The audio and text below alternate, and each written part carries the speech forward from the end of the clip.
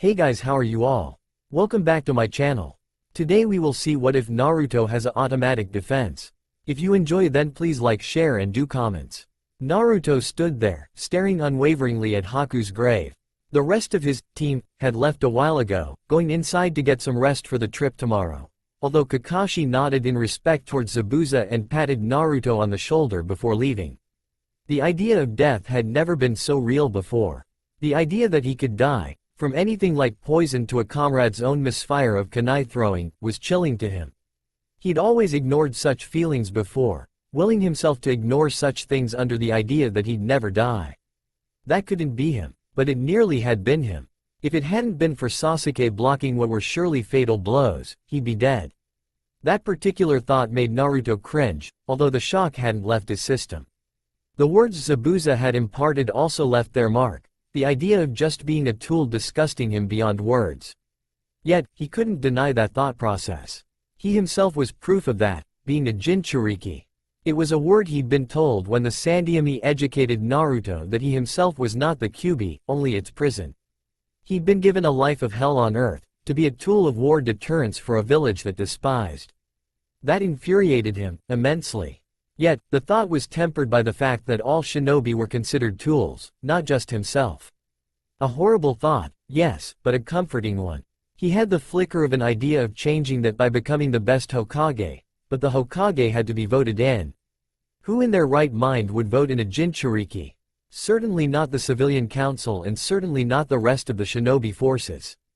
It would be seen as an act of war to the rest of the villages that the idea of a Jinchuriki, already massively powerful in their own rights, had acclimated to gain that much more power to officially become the Kage on their own. It would drive the other villages to try and squish that village out of fear. Still, if he couldn't be free by his own actions to the acceptance of others, then he'd be free regardless of their acceptance or fear. In fact, fear might even be better, even if he wouldn't like that option. Madara Uchiha was well respected in his many abilities of combat and ruthlessness, perhaps second only to the Shoden Hokage himself. Looking back on his thoughts and actions, Naruto shook his head lightly. He couldn't afford to be optimistic anymore. It might just get him killed. He needed information, since he failed to gather much of anything in his academy career. He jerked back slightly. He didn't remember tripping off of any rocks in that forest. His shadow clones? He decided to test the theory. Muttering quietly with a single hand sign, 3 shadow clones formed. They nodded to the original and left the scene. A few minutes later, and Naruto suddenly knew that one of his clones just got stabbed by a kunai. It wasn't like a memory though, it was more like a split-second film, watching coldly as a kunai thrust itself through his chest by another clone. Amazing, his shadow clones could transfer information. However, and more importantly, Naruto had to think back on that information or else it would fade. The only reason why he remembered tripping over a rock was because no other clone had done the same action. Duplicate feeds would be removed. He quietly dispelled the other 2 clones, considering the weight of what he just learned. This would increase his learning exponentially, if done correctly. He couldn't become a genius in, say, a week, but every day having a clone do a specific action and then thinking on that may just increase his learning. This might help him recover lost time, and then some. With knowledge, Naruto would have a better idea of what to do to correct his actions, better understand how to better himself. Plus, he was curious to see if his shadow clones could master his chakra control. They essentially gained parts of his own reserves, so it would be viable. Deciding to test this as well, he quickly summoned 10 shadow clones. They'd be able to go up trees, as the original could do this, but what about other surfaces? He'd seen Zabuza standing on water, so perhaps that's feasible. He ordered them to practice doing these exercises slowly in the shallow pool to keep from dispelling. They nodded and left. He went to a nearby tree in the meantime and began to take a nap while having shadow clones stand guard. Once he woke up, he went back over his memories, surprised to find 3 of himself able to stand on water, spar with each other briefly, and even able to do handstands as well. It seemed a lot easier to use chakra when the reserves were much smaller, so their control became easier. Still, Naruto needed to see if he himself now held this skill. He went to the shallow water running through the river, and placed 1 step on the surface. He grinned as it held and stepped completely over the surface. He walked around normally on the surface of the water, subconsciously relegating chakra to where it was needed. He ran around in circles, before summoning 15 clones and beginning a spar. Noting the clear openings in his brawler's stances, the clones tried to exploit them like an enemy would. Naruto winced as he was cut time and time again by his clones, but he decimated them when he danced slightly out of their reach. He quickly returned to the river shore, noting that his cuts soon vanished. It seemed the higher his control, the higher his healing became. An amazing boon, if done right. He quickly returned to his minor vigil in front of Haku's grave. Zabuza's sword remained as the headstone for his grave, while Haku received a simple kunai headstone. Personally, Naruto had the idea that all it would take was someone greedy enough to take the sword for it to go missing. A brief thought occurred to Naruto to take the items of worth from the two bodies below the ground, but Naruto decided it may be best to ask Kakashi-sensei firsthand. He quickly sent a clone. May have been friends Haku and Zabuza they may be, but Naruto believed it would honor them more if he could use their weapons of choice effectively. Kakashi appeared next to Naruto, saying quietly, "I heard your clone's question and I wanted to come here to ask you in person. Are you sure you wish to do this? I understand the need to honor their memory in this manner, but it's your choice." "I wanted to hear it from you directly, Naruto." Naruto breathed out heavily, feeling the mix of grief and clarity from his revelations. "I can't be naive and optimistic about this anymore. I've always shunned these ideas and thoughts, but this is necessary. I can't remain as I am and survive for a long time. The old me, the naive me, would abhor at the idea of taking a friend's items from their dead bodies. Yet, the naive me would have died by Haku's senbon, believing that he would never die. I can't afford that. If I can honor them in the process by mastering their weapons and abilities, then it can be two birds with one kunai." Kakashi nodded, before he made a series of hand signs and removed the earth covering their bodies. The stench of rot could clearly be smelled, but Naruto shook his head of the powerful urge to vomit. Kakashi didn't react at all, hinting that he was used to the smell of rotting, decaying corpses. Naruto summoned 4 shadow clones, directing them to strip the 2 missing ninja of all weaponry, items, and even clothing. Kakashi blinked in surprise before Naruto pointed out their clothing could make efficient armor if done correctly, to which Kakashi nodded in understanding. Quickly and efficiently, said items were removed and sealed into a small empty scroll found on Zabuza's person. A similar scroll was used to seal away the sword being used as Zabuza's headstone, replaced by a similar kunai headstone. Dirt was placed back over the bodies with the similar jutsu from Kakashi. "Naruto, you've grown up far faster than you had to, and I'm sorry for that. Of course, I'm willing to help you train with anything you need, within reason." Naruto blinked before grinning slightly in thanks. He paused before saying quietly, "I need work on my taijutsu, and I'd like scrolls on human anatomy, and such. I want to master Haku's senbon abilities, along with silent killing. Zabuza's sword may be powerful, but its large bulk gives it away.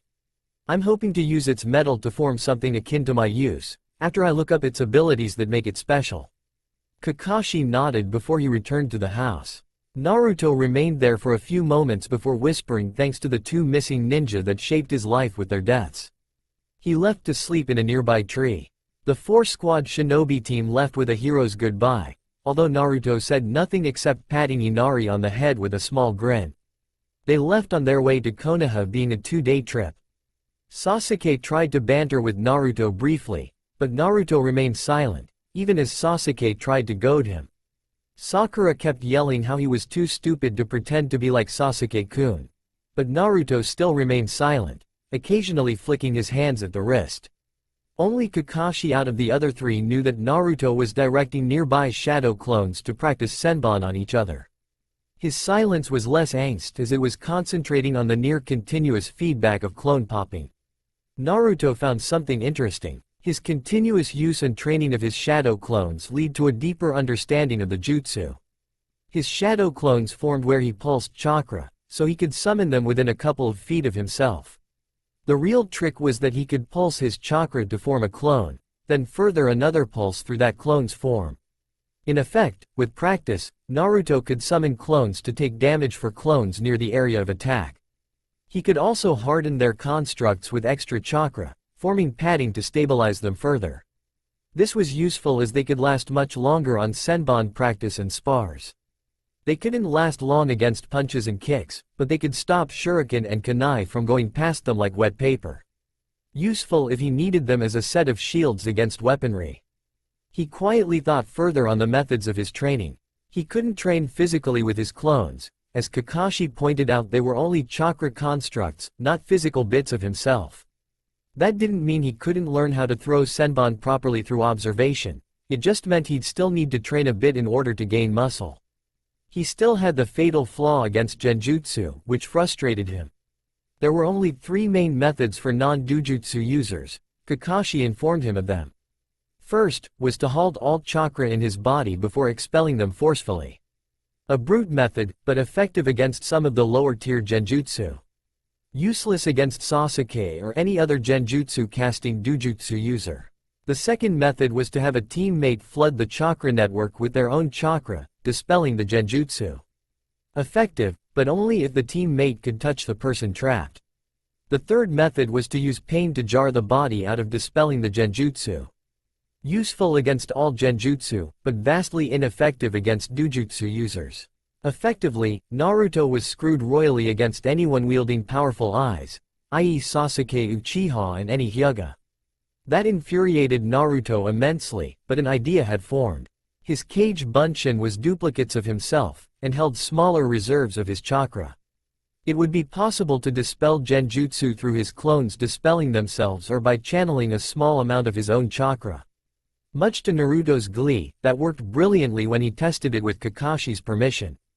Kakashi used a high-tier genjutsu using the Sharingan implant he held. Sharingan. Dispersion of mind genjutsu, and Naruto immediately broke out of it when a clone dispelled 2 seconds later from nearby. Naruto crowed with joy and success, and Kakashi chuckled along with him. Naruto also had a similar idea from his experiences earlier. Back when he was testing his chakra control with 10 clones, they learned chakra control much faster, and had smaller reserves. He explained the thought process to Kakashi that perhaps it was possibly for him to learn genjutsu via his clones learning it and using it. Kakashi admitted he had no idea, as he neither tried the idea, and depended on his Sharingan to cast genjutsu. He promised to check up with Kurenai, the resident genjutsu mistress of Konoha.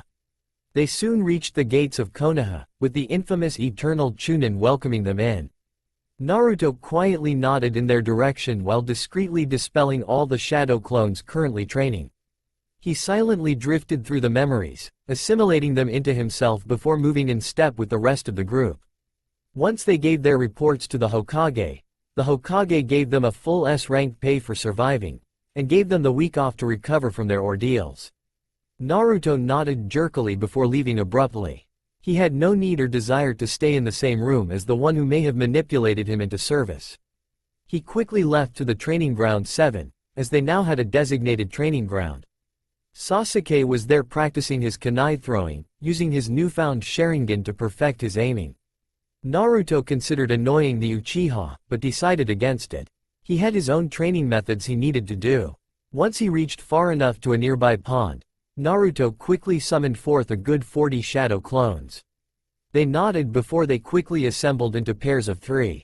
One would try and cast a genjutsu, the other would also try and cast a genjutsu.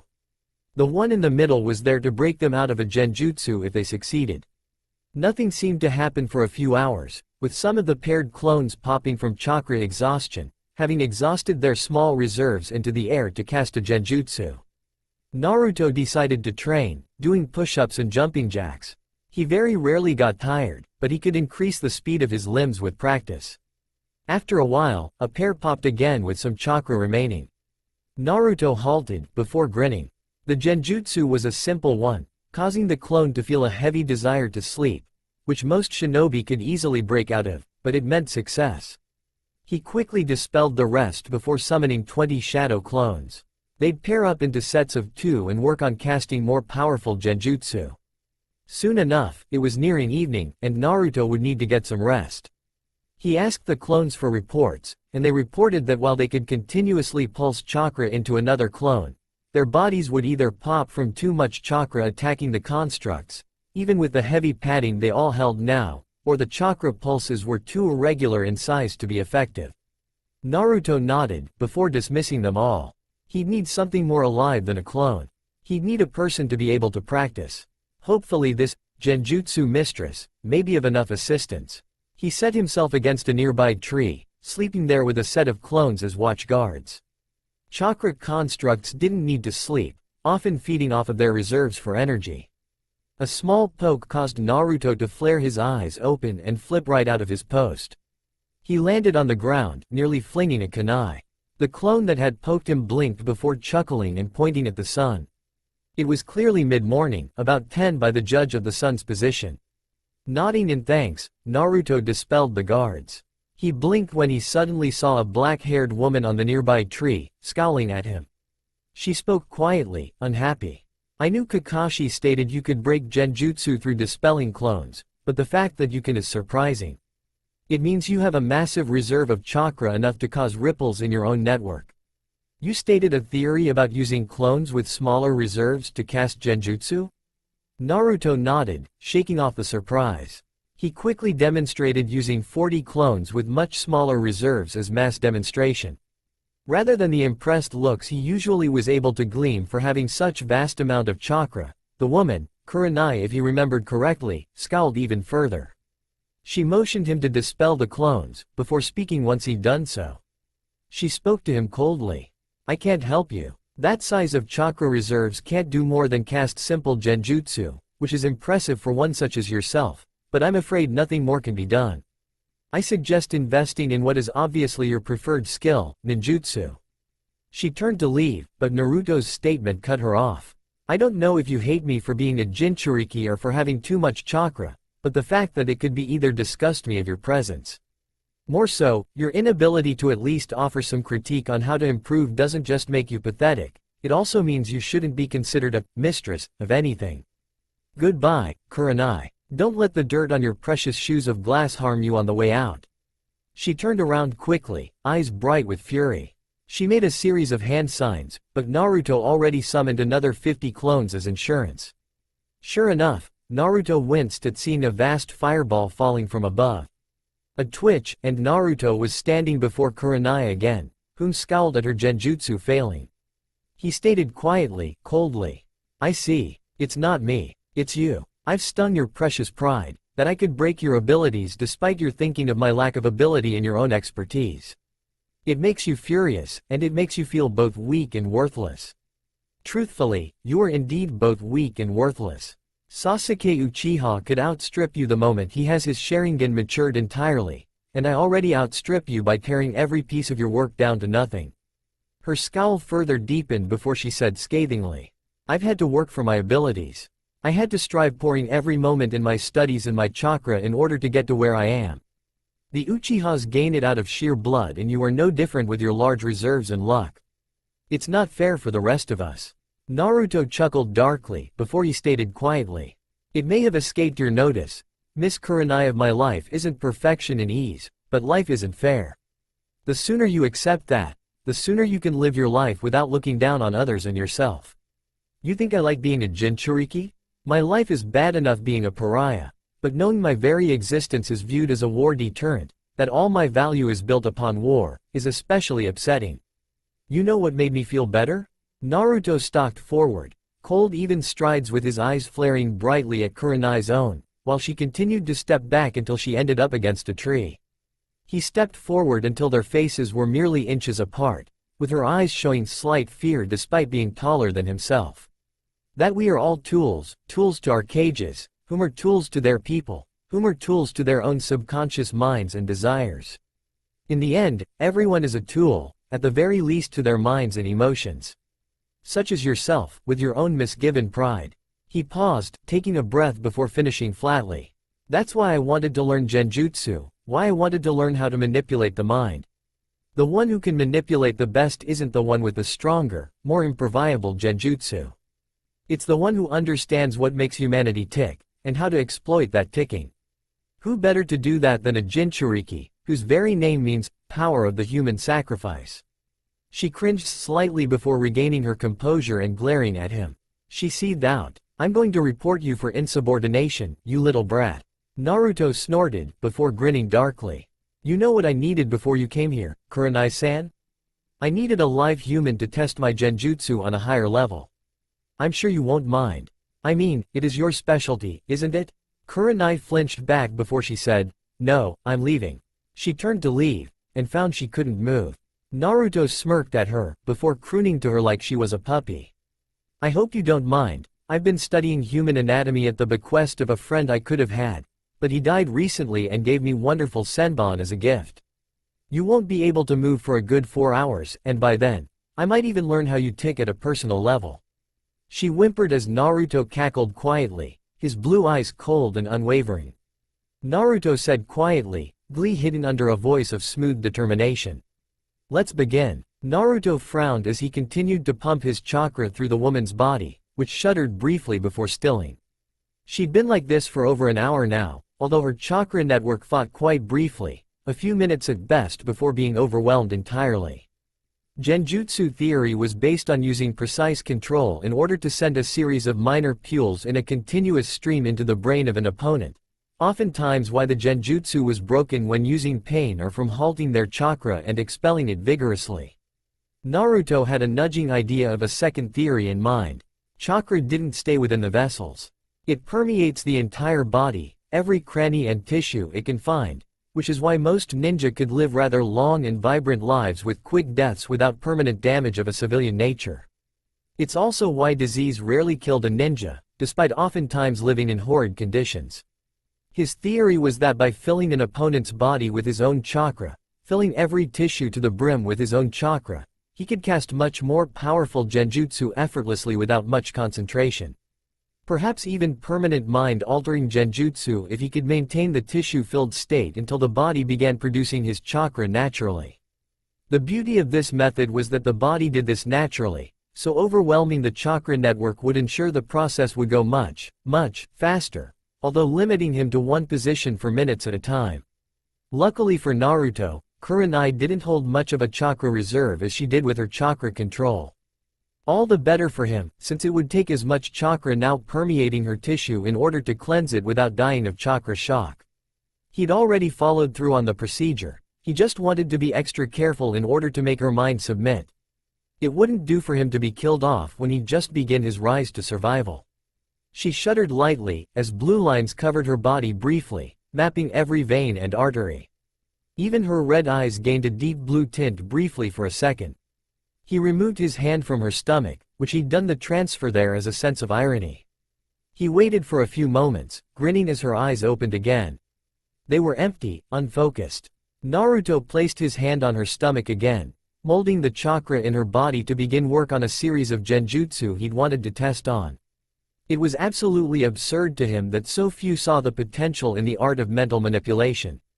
Not that the users gave them much justice in that regard, using pathetic examples like making people fall asleep and fireballs falling from the sky. No, genjutsu's brilliance was in the subtle effects, like making an enemy question their own motives, bolstering an ally's attack with rage at their enemy. The idea Naruto was testing was manipulating two parts of the brain. He intended to halt the brain's concept of time, and the part of the brain designed to lace memories with emotions. He could strip her of her emotions, but that would make her harder to manipulate, and would be detrimental to begin with. No, it was much more practical to begin altering her memories of him with mass adoration and understanding, perhaps even a fierce secret fire of loyalty. That wasn't the only thing he was tinkering with either. He also intended to manipulate her sense of morality, stripping it slowly inside her mental bubble of endless time, as her mind wouldn't detect time passing once he finished. The best part was that Naruto intended to reinforce the same effects on her mind for the next couple of hours. Much like his own beliefs had locked away his potential, he wanted her beliefs to lock away any thought of betrayal. 2 hours passed with Naruto occasionally pumping more chakra when needed. It was, in a word, boring. The results were well worth it. Kurenai opened her eyes and said happily, "A complete success. Feelings returning to my body so that way I wouldn't get harmed during the procedure, and time felt endless in that. I suggest getting a chunk of chakra metal or maybe a chain of shadow clones to pass on the chakra into the body of an opponent to ensure safety, Naruto-kun." Naruto nodded in agreement, and removed the senbon on the back of her neck. She winced before nodding gratefully. Naruto watched in observation, interested if any resistance could be detected in her body language. There was none. His genjutsu may take a long time, but it seemed sufficient. If only he could create a seal to store chakra in a seal to do the process for him. Actually, a simple storage seal over a person's skin would be apt enough, if rather crude and only able to do one command. Another theory for another day. She soon left after writing down several ideas and theories from the knowledge she knew. He looked over each of them, and, despite his initial judgment of her being a specialist ninja, they seemed pretty sound. She offered how elemental chakra was often as a form of shell to move a piece of that element, and that enough training might plant a genjutsu in that elemental attack to circumvent an opponent from cleaving his attacks headfirst. The second theory was using chakra strains, or cables, as some of the legendary clans could strengthen their chakra strains to be unable to be eaten or cut by the amount of layers. Naruto had the idea that he could perhaps create a similar effect with controlled density of the chakra layers and transfer genjutsu that way. All in all, not bad for a person given the job to write theories on the spot. It'll take effort though, and lots of research. He'd been able to get by on Kakashi's advice and his own experimentations, but those could only go so far. He'd need actual data. He quickly created another 50 clones. 40 would ransack, he meant borrowing, books from the prison of hell, he meant think library.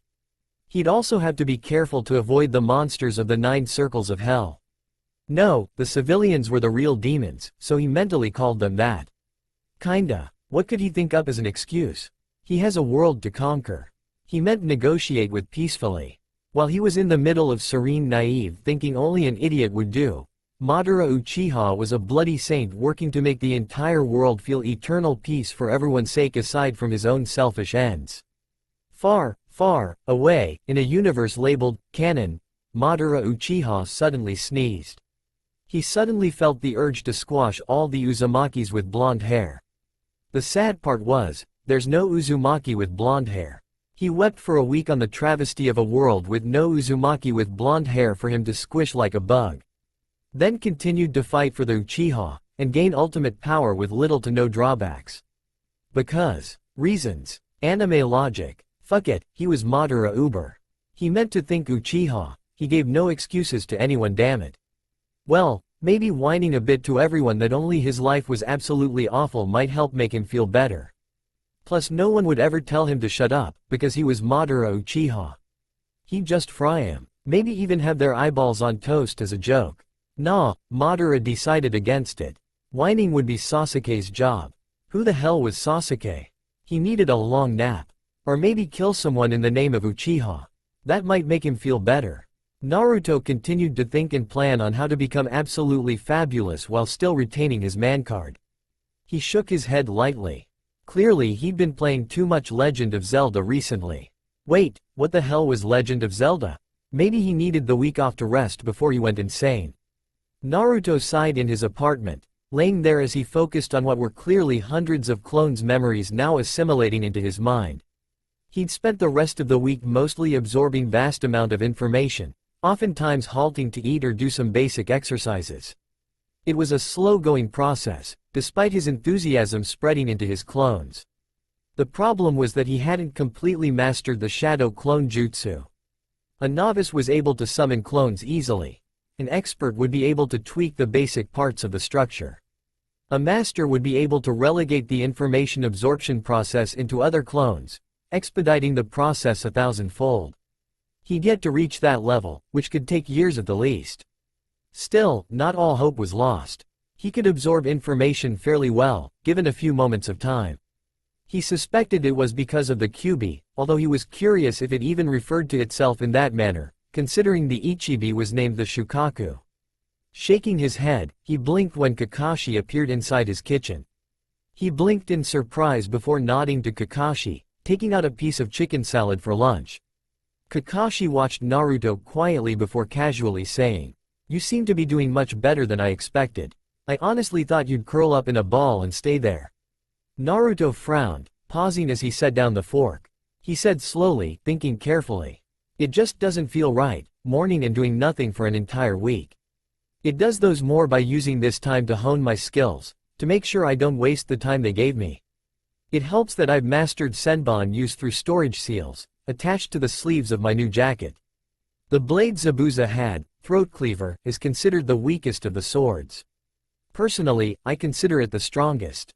Kakashi raised an eyebrow at Naruto, as if saying, "How? The blade reforms from just a few droplets of blood. More than that, the blade's abilities are dangerous in that it keeps this ability in the metal itself. Say I stab you, and you cleave the blade into fragments with a jutsu." Kakashi stilled, as the thought followed suit, whispering in a mix between awe and horror. "If even the smallest fragment touches my blood, it would grow from the inside. I die, between moments and even days as it shreds my inner organs." Naruto nodded in confirmation, before grinning. The blade's true beauty is its benefit outside immediate combat. I was curious why such an immense blade was used for cleaving and silent killing, when it was so large and noticeable by anyone even a mile away. My curiosity was sated when I did this. Naruto grabbed the blade, which was resting on a nearby wall. He twirled it in the air, before attaching it to his back. Clearly being held by chakra alone, the sword flickered, gaining a tinge of dark blue that surrounded Naruto.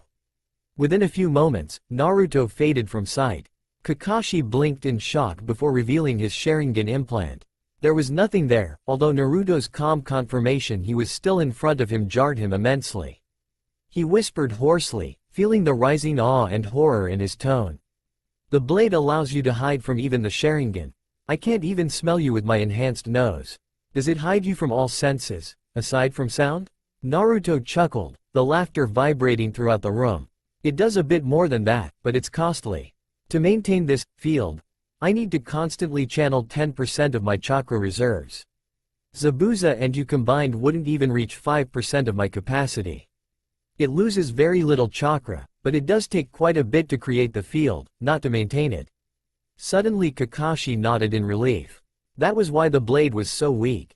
No one would ever have enough chakra to activate the blade from its dormant state. Well, aside from the Uzumaki and the Jinchuriki. Naruto, being both, would have enough in spades. Naruto began listing pros versus cons.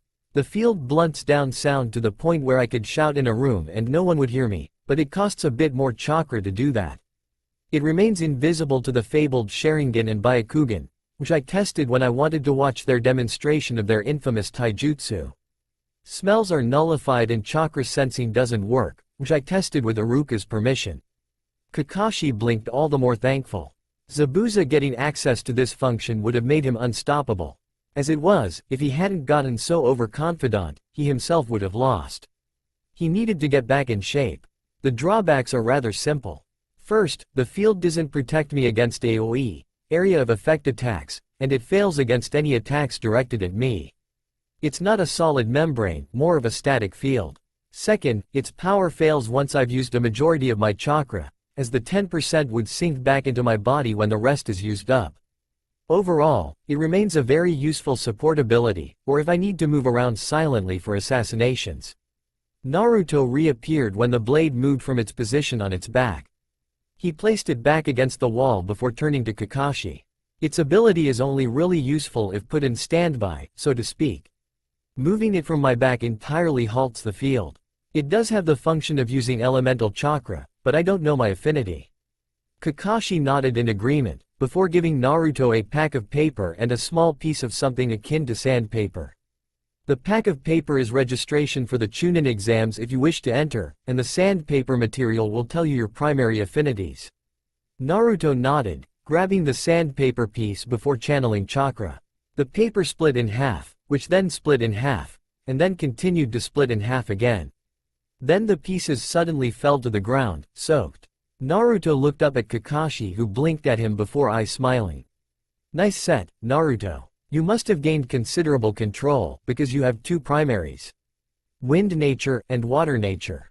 An exact opposite to Sasuke's affinities, being a lightning primary affinity and fire secondary. And exactly like Haku's chakra. Ice is a specific ratio of wind and water. Maybe once you master both wind and water nature, you can try and focus on the ratio needed for ice? It won't be easy, but it might be done." Naruto looked dumbfounded. before he looked down at a senbon he'd been twirling lightly in his hand. Perhaps this was a sign of appreciation for his efforts? He hoped so, but such signs were often luck, but he'd take the comfort and run with it nonetheless. Kakashi gave him 6 scrolls to work with, each detailing a step on further mastery for each nature. He recommended wind nature first, given he could use it along with his new field to cause chaos against any would-be enemies. Naruto nodded in understanding, and Kakashi left with a wave. Naruto quickly gobbled down his meal, no longer wanting to sit down and savor his meal. He had new things to try, new abilities to carve for him. He quickly left for the training ground. Despite being midday, Sasuke was nowhere to be seen. A bit amused that the Uchiha may be sleeping in, Naruto stalked further into the forest until he came upon the pond he'd now considered his training subsection. Clones were busy sparing one another, fiddling with an experimental taijutsu mix they were trying. He quickly summoned another 300, wincing at the feeling of emptiness he often felt when using large chunks of his immense reserves. They quickly got to work on trying to slice a leaf in half. Naruto quickly realized that little to no progress was being made. He stopped them before asking them on feedback. They stated that while they could use chakra fairly well out into their hands, given the much smaller reserves each of them had, none of their chakra was physically tearing the leaf in half. "How does wind work?" he asked them. They responded with the general response that wind was wind. They had no idea. Naruto frowned at that. He conceded that expecting to master a nature he knew nothing about was fairly stupid. He quickly sent a 3-man group to find Kakashi to ask what causes wind to cut properly. The response he received caused him to twitch in irritation. Really? The books of the perverted kingdom god Jiraiya caused the wind to cut, the water to rain, and glory upon all ye men. Naruto scowled before he assigned the rest of his new contingent to just go ahead and work on the sparring sessions. They nodded and quickly began practice. A waste of time on his part, but at the least he could refine his taijutsu a little. Plus, it would still take a good 2 weeks to even begin to wield wind properly, so he might as well work on something else before the Chunin exams to begin. He quickly turned to a clone, which appeared before him, smiling. "The Shunshin has been sufficiently mastered to move use quickly. We can do it with each other without blurs within 10 feet of each other. Any further causes slight blurs depending on distance and chakra use. We also are here to report that our genjutsu seems efficient on both insects and animals. We can use genjutsu through the ground now as a transfer unit, although we need to stay in one place for a bit to do so." Naruto grinned and told them to dispel. They did marvelously. They nodded, grinning, before they popped. Naruto quickly reviewed the information, taking a couple of minutes. He opened his eyes, grinning. The skills he had should be enough against most moderate genin, although he'd take some precaution as usual. He nodded to the mass clones, telling them to dismiss themselves for now. He'd need the remaining 5 days in order to assimilate the information and then physically practice it to get himself to scratch.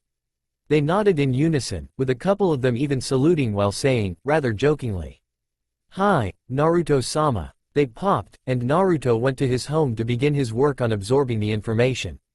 There wouldn't be much there, as vast amounts of the feed were duplicates, but the ones who advanced the most would still be viable and would also be worth close observation time. The next 5 days passed rather quickly, with Naruto bringing himself up to his standards on what he considered his speed and strength. This essentially meant as fast and as powerful as possible. On the day of the Chunin exam, Naruto picked up an outfit from a nearby weapons armor shop. They were surprisingly kind, as they had an adopted daughter named Tenten whom was a genin. The outfit was comprised of the hunter ninja outfit from Haku and the heavy-weighted pants and thin cotton shirt Zabuza often used, along with a set of bandages. They'd spun it about, taking it apart before putting it together into an outfit he could use for himself. The hunter ninja cloak now held the weights of the pants, with the pants cloth now weaved into the fabric of the cloak, making it much more sturdy and damage-resistant. The cotton was lined on the inside, making it smooth and comfortable, as well as easier in order to disperse, retain heat when necessary. They'd also inscribed seals that he'd asked for, at a higher price of course. It held a hood that had a minor sticking seal to keep it from slipping off, and they kept Haku's mask intact for his memento. The mask did have slight alterations, such as removal of any mist symbols, and a couple of seals inscribed to keep it from falling off and also to strengthen the already durable metal. He'd also bought standard black heavy leather pants and shirt to accompany the material accordingly and already packed up his weaponry. He paid them a premium to put a similar storage scroll seal over into the sword's chakra metal, so that way he could recall it to his back without fear of losing it. He sealed it away into the seal inscribed on his back. All of that wouldn't have been possible unless he'd been given S-rank pay, with just enough left over to pay for the next 3 months' rent. He quickly slipped on the outfit, standing in front of a mirror with the mask on his face. A seal inscribed on the inside, which was done by Haku perhaps, that allowed him to see as if there was no mask in the way. Still, to see him looking akin to Haku was rather chilling, but he'd do the duo proud. Naruto also had his usual pouches despite making his cloak look slightly bulky, but they were filled with Hengage shadow clones, both for genjutsu disruption and for any reconnaissance his clones may be useful for. He'd also taken a leaf out of the Aburame's book, having thousands upon thousands of clones he'd stored in storage scrolls for use later. One tap and he'd have access to an army equal to his full chakra reserves. Deeming himself fit for combat, he left the scene for the academy, which was admittedly an odd place for the Chunin exams to begin in. He'd held the sword against his back, waiting a few moments before becoming cloaked in his field. He really needed to name that ability at some point. He quietly walked in step behind the Uchiha and fangirl, amused as the Uchiha was clearly being irritated by the girl's nagging. He decided to have some fun by sealing his sword, thus his field collapsing, before whispering quietly. Morning. The reaction was immediate. Sasuke twitched around, a kunai in hand. Sakura had jumped back in surprise, but nothing as extreme. Naruto had grabbed the Uchiha's wrist, squeezing ruthlessly until Sasuke was forced to drop the kunai. Naruto stared into the Uchiha's now two-tomode on both eyes glare. He whispered softly, darkly, "Don't ever try and aim to kill me again, Uchiha-san. You are too weak to do so. Know your place." His cold blue eyes flashed dangerously, egging the Uchiha to try and cast a genjutsu. He didn't take the bait and apologized quietly. Naruto nodded, letting his wrist go. "I understand your desire for revenge to kill your brother because I once had the desire to kill someone for making my life hell. The only reason why I'm not going insane with the desire is rather simple. He's already dead, and has been for my entire life." Sasuke's eyes widened, before he nodded with sudden appreciation. At least one teammate understood what he felt. The only problem was the other one being a damn fangirl to hell. He was certain he could stab her in the chest repeatedly and still be forgiven and loved. Next thing, he'd end up making love to her and giving her a child. What a horrible universe that would be to live in. Sakura was about to yell at Naruto for being too cool, before he glared down at her. "Shut up. You're weak, you don't train, and you are more than likely to die in these exams." She cowered briefly before snobbishly ignoring him. Sasuke admitted he'd freaked out because Naruto looked like Haku. Naruto nodded with his reasoning and said in reply, "If you had to rip an enemy's body apart to become stronger, would you do it?" Sakura turned green, before going back to ignoring him, not noticing that Sasuke nodded without hesitation. To Sasuke, everything and anything was fair game to get what he needed to kill Itachi. Well, except for living in complete hatred and killing his best friend. First, no one was a friend, just a potential ally. Second, while he currently lived for vengeance, he'd happily go off and eat tomatoes to his heart's content when he was done. They traipsed toward the 3rd floor for the exams. As they reached the 2nd floor, Sasuke noted that they were in front of the room 301. Obviously a genjutsu. Before he could state the fact to express how he was better than the rest, Naruto clamped his hand on the back of the Uchiha's shirt, hissing to him quietly. "This is to stop any who are feeble-minded. Leave them to their fate. Let's go. The less competition, the better." Sasuke scowled, but nodded. They moved on to the next floor, although they hadn't moved more than 3 spaces when a green blur launched itself toward them. Naruto reacted quickly, focusing his chakra appropriately. As the figure stopped in front of them, Naruto had summoned a shadow clone to appear in front of Sasuke to take a blow while a duplicate shadow clone formed behind the figure. A kunai at the teen's throat. The teen shouted about the power of youth and a bunch of nonsense. Naruto sighed, dispelling the duplicates. The figure introduced itself as Rock Lee and wanted to challenge Sasuke. Sasuke was, again, about to accept, but Naruto intervened calmly. "We have limited time as it is. Perhaps we can schedule a spar after the exams? After all, you wouldn't want your youth burnt out because you were too hasty, Lee-san." Rock Lee's eyes widened before he agreed enthusiastically before running off with his poor teammates being dragged along to the entrance. Naruto and the rest soon entered the room, with Kakashi once again imparting the need of teamwork before vanishing. Naruto quickly noted the growing hostility of the foreign shinobi.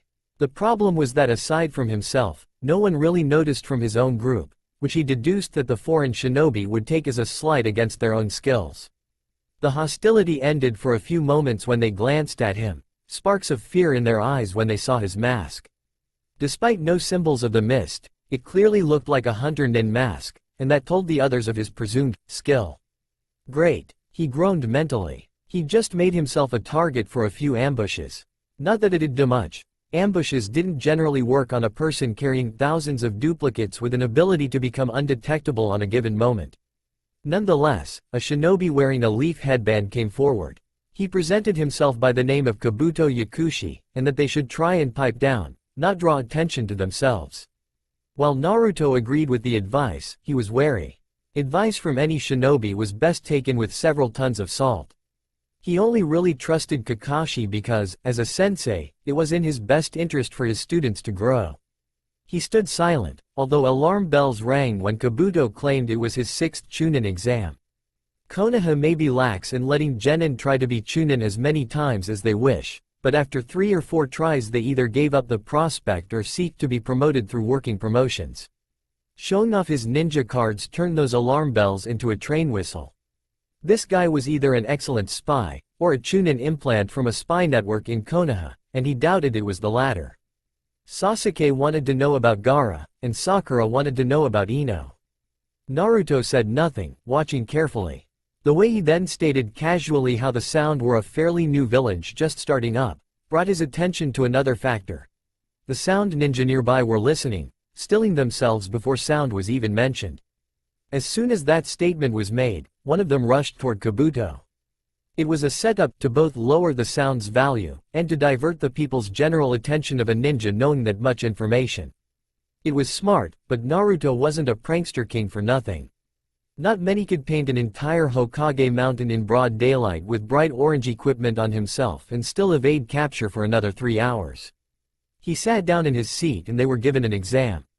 They had 9 questions with a verbal one at the end as the 10th question, and would be disqualified if they got caught. A quick overview of the test soon showed the material was clearly above the genin standards of questions, at least mid-Chunin. He withdrew a single arm from his sleeve, opening a pouch on the inside of his cloak. He poked a kunai, which then changed into a small bug. It flew out of the cloak's sleeve, using its own shadow-duplicated sword on its back to remain undetected. After 5 minutes, the bug flew back into the cloak and dismissed itself. Naruto quickly wrote down the entire information, before flipping the paper over. Ibiki chuckled mentally at Naruto's balls. He waited for a full 2 minutes before writing down all the answers and flipping his paper over. He was curious as to what the kid did, because unlike the somewhat obvious genin in the room, Naruto had evaded detection. Naruto waited patiently, closing his eyes. He reviewed everything, going over what he knew, what he could do, and what he should need later. The entire Chunin exams couldn't be a test exam. It'd be rather pathetic. Once the majority of the time was up, Ibiki explained, barked to the genin that they had a choice. Take the 10th exam, and risk never become a Chunin ever, or don't take it and try again next year. Much to Naruto's growing disappointment, and losing points on his might begin to believe humanity meter, some began to raise their hands, and began a flood. Keeping both feet firmly on the ground, Naruto enacted a genjutsu on the rest of Team 7. He couldn't mold it rather well, but he could impart some information to the duo before by either, he meant Sakura, did something stupid. Don't listen. This is the 10th question. Those without the nerve or mettle will never have the backbone to become Chunin anyway. Plus, the foreigners are idiots because Ibiki holds no jurisdiction beyond Konoha's walls. The other 2 in Team 7 jerked in surprise, looking at Naruto. The idea that Naruto could use genjutsu was surprising, but it seemed heavily useful now, especially since Sakura nearly did raise her own hand. The remaining groups passed, and Anko made her wonderful entrance. Naruto read the black cloth that stated, "The wonderful, amazing, single Anko." Laughing face, he chuckled quietly, and left with his team once they were told to meet up at the Forest of Death. Once there, she put on a bit of a show about how at least half wouldn't make it, and that they all needed to sign waivers so no village can attack them for their deaths within the forest. She explained about the Earth and Heaven scrolls before assigning each team either at random inside a small scroll case to hide whom got what. Naruto took the scroll case, pocketing it with a nod before leaving. They soon entered the forest, knowing they needed to get away from the bloodbath that would soon occur near the entrances. Sasuke grumbled on how Sakura should hold the scroll, since they'd be the ones fighting. Naruto initially nodded in agreement to his logic before pointing something out. He could summon shadow clones. Each shadow clone also held a duplicate of what he wore, down to their properties. He could easily cause an enemy anguish if he could transform himself into many duplicates of their current team set up and raid the forest. Sasuke looked gratified for the moment that they held such an advantage before grunting that Naruto should get on with it. Taking out a scroll filled with his chakra, he quickly used the chakra within the scroll to summon 1,000 Narutos whom paired up into threes and formed his team set up. He told them all to explore the forest, take down as many as possible and bring the scrolls to them. The clones nodded, the vast armada flickering from the area. Within moments, Naruto and his fellow members headed into the tower after a lecture from Iruka about spamming techniques that may harm him, with Naruto shrugging. Meanwhile, a gang of rain ninja groaned at how unfair it was that a team appeared, broke their genjutsu, and then proceeded to take their scroll without mercy. Orochimaru was screaming his head off in fury. So far he'd destroyed no less than 240 clone duplicates of a team that looked like Team 7. How was he supposed to mark Sasuke and fill him with an unquenchable need of more power and to seek him out? The world was just cruel sometimes. He ignored the idea of karma for torturing and killing millions. He was Orochimaru. He was immortal. What need had he to possess a pesky thing of morals? Naruto's team rested for 3 days, enjoying the facilities of the tower. Basic and rather Spartan in design, but it was better than needing to keep one eye open in a forest that could literally be their deaths. Naruto spent the first day resting and stocking back up the scroll he'd used for his mass jutsu. The second day was spent with Naruto practicing the amount of time he needed to cast his earth travel genjutsu. He was able to shorten it immensely, from 5 minutes in being in one spot down to half a minute. Easily done with a shadow clone underground, he acknowledged, but it helped him if he ever got in a tight spot. The final day was spent with Naruto reading through a couple of scrolls he had on hand, ones that he'd permanently borrowed from the library. They were mostly theory, but Naruto needed something to do without tipping anyone off, as most teams arrived by this point. The fourth day came, and the teams filed in, with some teams from Konoha and Sound arriving last minute. The Hokage gave a grand speech about how they were fighting for their country's prosperity and how this is how allied countries do their battles. Truthfully, Naruto didn't pay much attention to the whole thing. He knew they were essentially fighting like slaves in a mud pit for officials' amusements in a month's time. Whatever farce or illusion tried to paint it otherwise was just a pathetic sham, nothing more. The first ones to fight were Kin of the Sound versus Shikamaru of the Leaf. He watched with slight intrigue as Shikamaru slowly led his opponent to end up knocking herself out and earning him the win. If the fellow teen wasn't so lazy, he'd have once feared Shikamaru's prowess. As is, he would keep a few tabs on him just in case. Next was the fangirl battle between Sakura and Ino. Ino clearly won through forcing her opponent to easily throw in the match. Naruto also didn't really care then either. Ino already highlighted that Sakura had no major willpower of her own. The next match made Naruto grin slightly. It was now him versus Kiba. He'd make an excellent warm-up. He jumped over the railing and quickly landed on the ground. Kiba took that as a challenge, vaulting over the railing on the other side of the room. He also landed on his feet easily, stating to Akamaru that Naruto would be an easy win. Naruto said nothing to the obvious jab, his eyes glinting coldly. He didn't often indulge himself for bloodlust sport, but when he did, he rewrote the book on what it meant to be a monster in an area. Once the proctor announced the fight was to begin, Kiba immediately began his advanced taijutsu attack. Fang over fang. Kiba and his puppy Akamaru formed blurs similar to tornadoes, weaving around one another to attack Naruto directly. He didn't notice Naruto's stone face break apart into a chillingly wide smile, almost insanely wide at that. He summoned 5 shadow clones around the arena, and still stood there, as if welcoming the attack. It landed against Naruto, but that ended with a small pop, indicating it was a shadow clone. Kiba halted with Akamaru next to him, both looking like duplicates due to the prerequisite of the human-beast clone jutsu. The remaining Narutos smirked at Kiba, goading him on. The dup snarled and used fang over fang again, attacking each clone they could aim for. Once that was done, Kiba's attacks stopped, with him snarling. Naruto wasn't anywhere visible. What was going on with the Dobi? Did he forfeit? The ground groaned slightly, before ripping apart into vast clouds of rubble and dust. Kiba and Akamaru snarled, trying to block shadow clones within the dust cloud. They were able to block a few attacks, but they were being weighed down. The lack of visibility wasn't helping much, and the dust from the rubble upheave meant they weren't able to smell Naruto out like they would have been able to. Eventually, Kiba recognized the lack of Naruto's scent. That meant he wasn't around and his clones were gone. The dust was still settling though, and that left the two on edge. A cold voice broke through the area. Pathetic that you were unable to break a genjutsu, when your teacher is a genjutsu mistress. Have you no respect? Look at what you did to your poor puppy. Kiba's eyes widened in fear and horror, as the surroundings shifted instantly. Akamaru was whimpering, beaten with bruises all over the poor puppy's body. Beatings. That he had done. Guilt and disgust filled Kiba, but he knew who was really responsible. He glared at Naruto's calm form, the mask not hiding the obvious air of scathing arrogance. Naruto, you die here for this. Kiba snarled, launching himself with every piece of his body. Huge amounts of chakra that poured in his legs vaulted him forward, as he spread his hands out with his fingernails now similar to claws. Naruto did nothing, right up until the boy was within a couple of inches.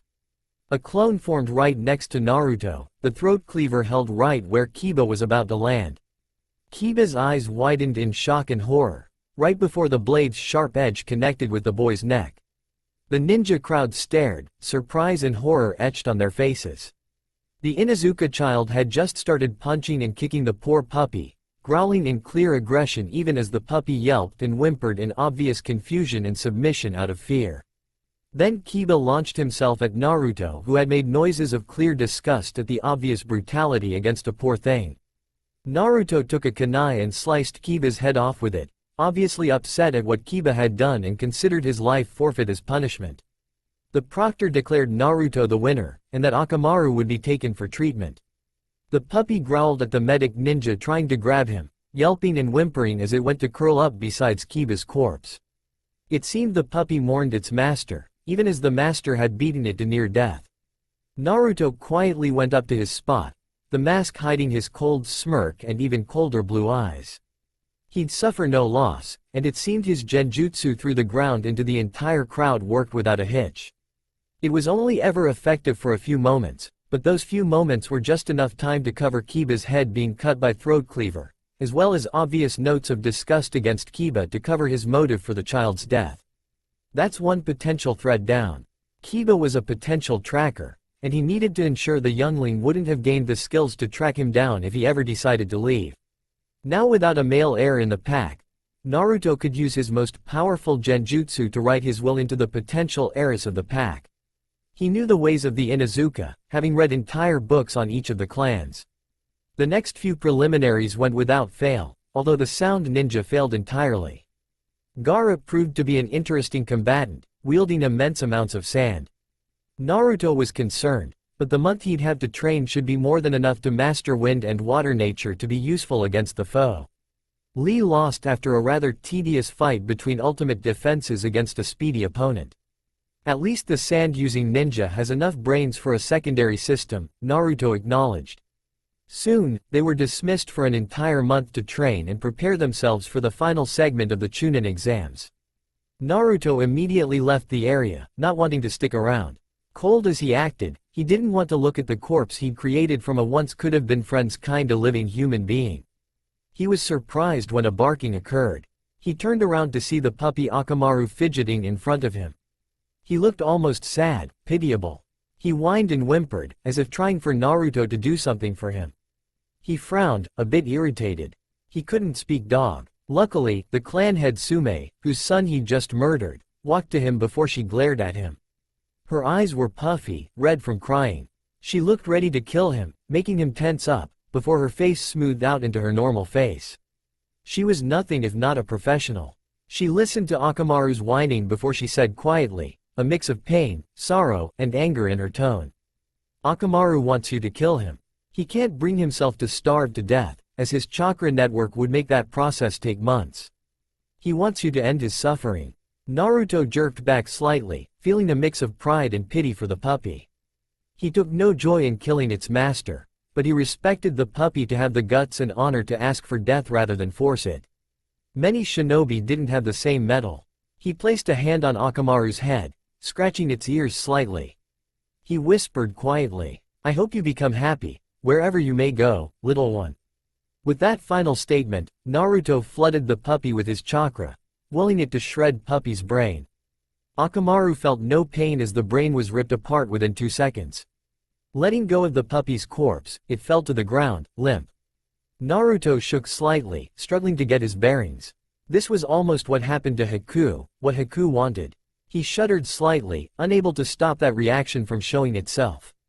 The clan head was still there, watching silently as Naruto struggled to get his bearings. She whispered quietly, "I don't think I'll ever forgive you for killing my precious little boy. I don't think you're a bad person either though." With that mixed final statement, the clan head left to mourn in private. Naruto sighed softly, returning to his previous thought of going to train. Still, what should he do with the corpses? He couldn't leave them there. That would be the highest regard of disrespect.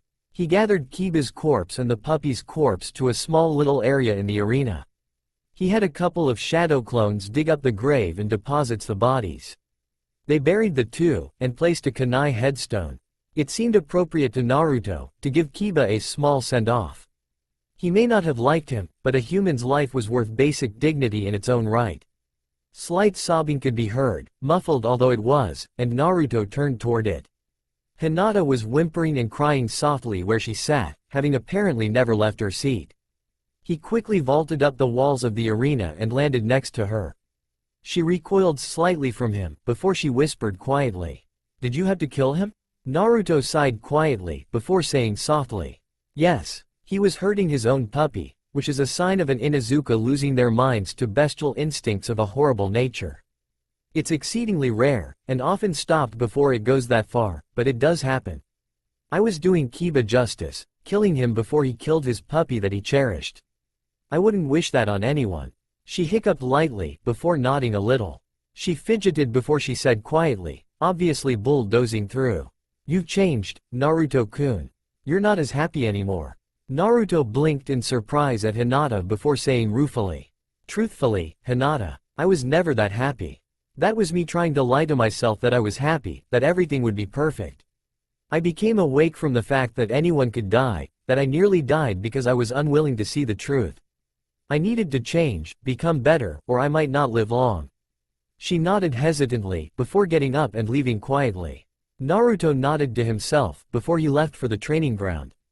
Along the way, he'd been able to ask Kakashi for a few tips on how to start nature training with wind, and Kakashi gave the answers, while chuckling at Naruto's disgruntled expression from his previous answer, before he left to train with Sasuke for the month. If he was his naive self, he'd have been complaining. Now? It didn't matter. He had theories to try out, abilities to learn and master. He didn't have time for a would-be mentor giving vague hints or instructions before watching with amusement as he flopped. Time was precious. Time was money. He soon arrived at his training ground. He was rather peeved to see the training ground empty. It made him feel like he was halting his own progress, but he acknowledged his previous reasoning was sound in that he couldn't take the risk of dying from a stray kunai when he was busy absorbing information from his clones. He quickly summoned another 1,000 clones. They split into 2 groups of 500, beginning on the work of mastering their 2 natures of water and wind. Naruto himself was overseeing their progress, working on his genjutsu earth transfer timing. He wanted to shorten the time needed to make it work, as well as expand the time limit he had to hold them all under a genjutsu. This continued throughout the day, with plenty of progress being made. They had succeeded quickly, going from cutting leaves to splitting a lake down the middle with water-walking clones pressing their hands all across the water. The water nature worked well, going from sucking the water out of a leaf to gathering water around their hands from the nearby lake. With the 2 steps completed, Naruto decided to up their training for him, by making his clones try and control the wind around their bodies, and for the clones of the water nature mastery to work on trying to grab water from the air around them. Naruto himself upped his game, mastering his earth transfer from a minute down to a few moments, and increased the time limit of vast connection of 1,000 connected individuals, from a few moments to a couple of minutes. Naruto had to absorb another scroll of chakra to refill his reserves, after using it all up in order to master the genjutsu. He quickly dispelled the 1,000 he'd formed, and sat next to a nearby tree while he absorbed the information. He noted a white-haired figure leaving the scene quickly. A figure he hadn't seen beforehand. A potential spy. His stomach clenched slightly, and Naruto summoned another 30 clones to give chase. The 30 soon faded beneath the fields their swords granted and gave chase. Jiraiya had been curious watching Naruto stand still among an army of shadow clones learning nature affinities. It had impressed him greatly that his godson had jumped so very high in skill, and that also equally worried him. Naruto's increase in strength and ability was far too sudden to be normal. What if he'd been hiding his abilities? What if he'd planned vengeance against Konoha? It wouldn't be beneath Jiraiya's thinking, especially since he himself would probably resent the village a great deal. Either way, he needed to report to the Hokage just how powerful Naruto was becoming. Naruto's eyes, which were closing to deal with the vast backlash of information he presumed, suddenly looked right at him. Jiraiya cursed. Shit, he can see me. I need to leave before he recognizes me. Jiraiya left, going as fast as he could. He stopped going incredibly quickly after a few minutes, wincing at the aching in his legs. That much chakra into his legs was going to make him sore tomorrow. Jiraiya twitched, seeing a branch twitch on its own. Invisibility jutsu wouldn't be enough against the gallant Jiraiya. He quickly made a hand sign before blowing vast fireball at the spot. It burned the trees, a small popping sound indicating the death of a shadow clone. Suddenly, 3 of them formed right in front of Jiraiya, the masks hiding their expressions. Do we desist, Clone 4? No, he has been spying upon us. He could be a potential traitor or perhaps from another village. I don't recognize a village named Oil, so perhaps it's a false headband. He must be eliminated. Design Eagle 5. Jiraiya's worry and disturbance jumped dramatically. These clones were clearly trained exceedingly well, almost as if Naruto was a hunter nin in training. Or perhaps a member of Root. He hoped not. He blocked the incoming fist of one clone, blinking at their speed.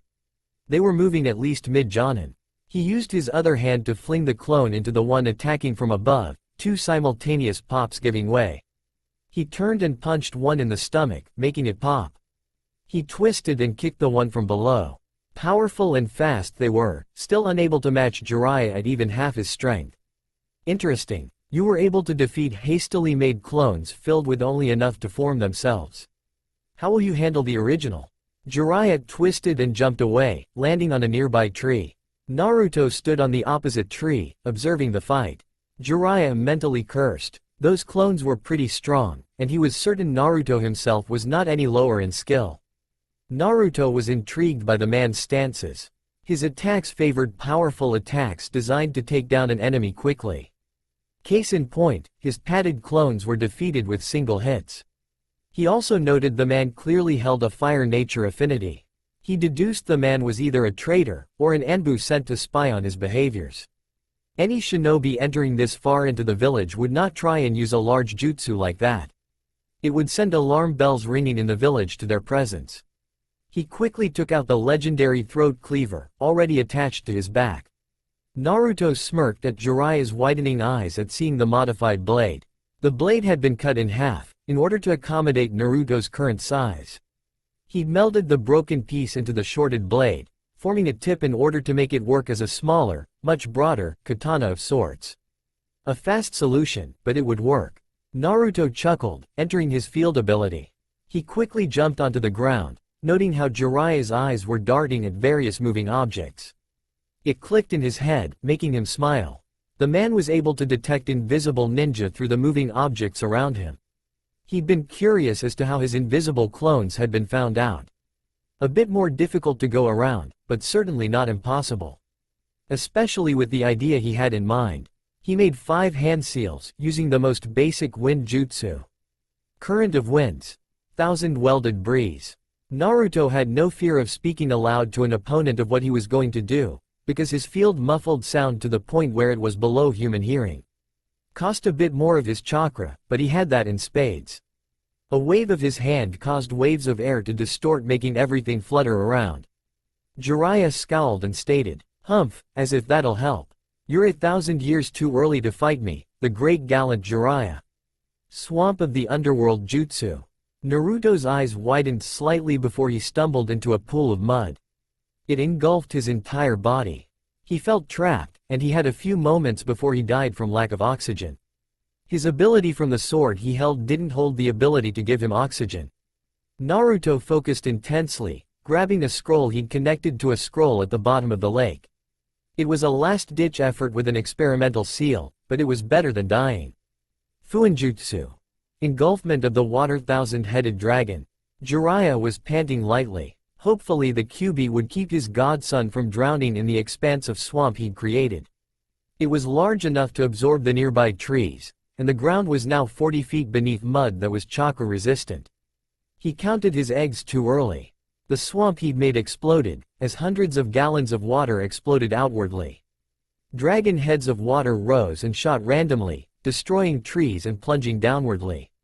Jiraiya had jumped high into the air, away from the event. He soon landed on a tree about 40 meters away, eyes wide in shock and a little fear. The kid had summoned an entire lake full of water.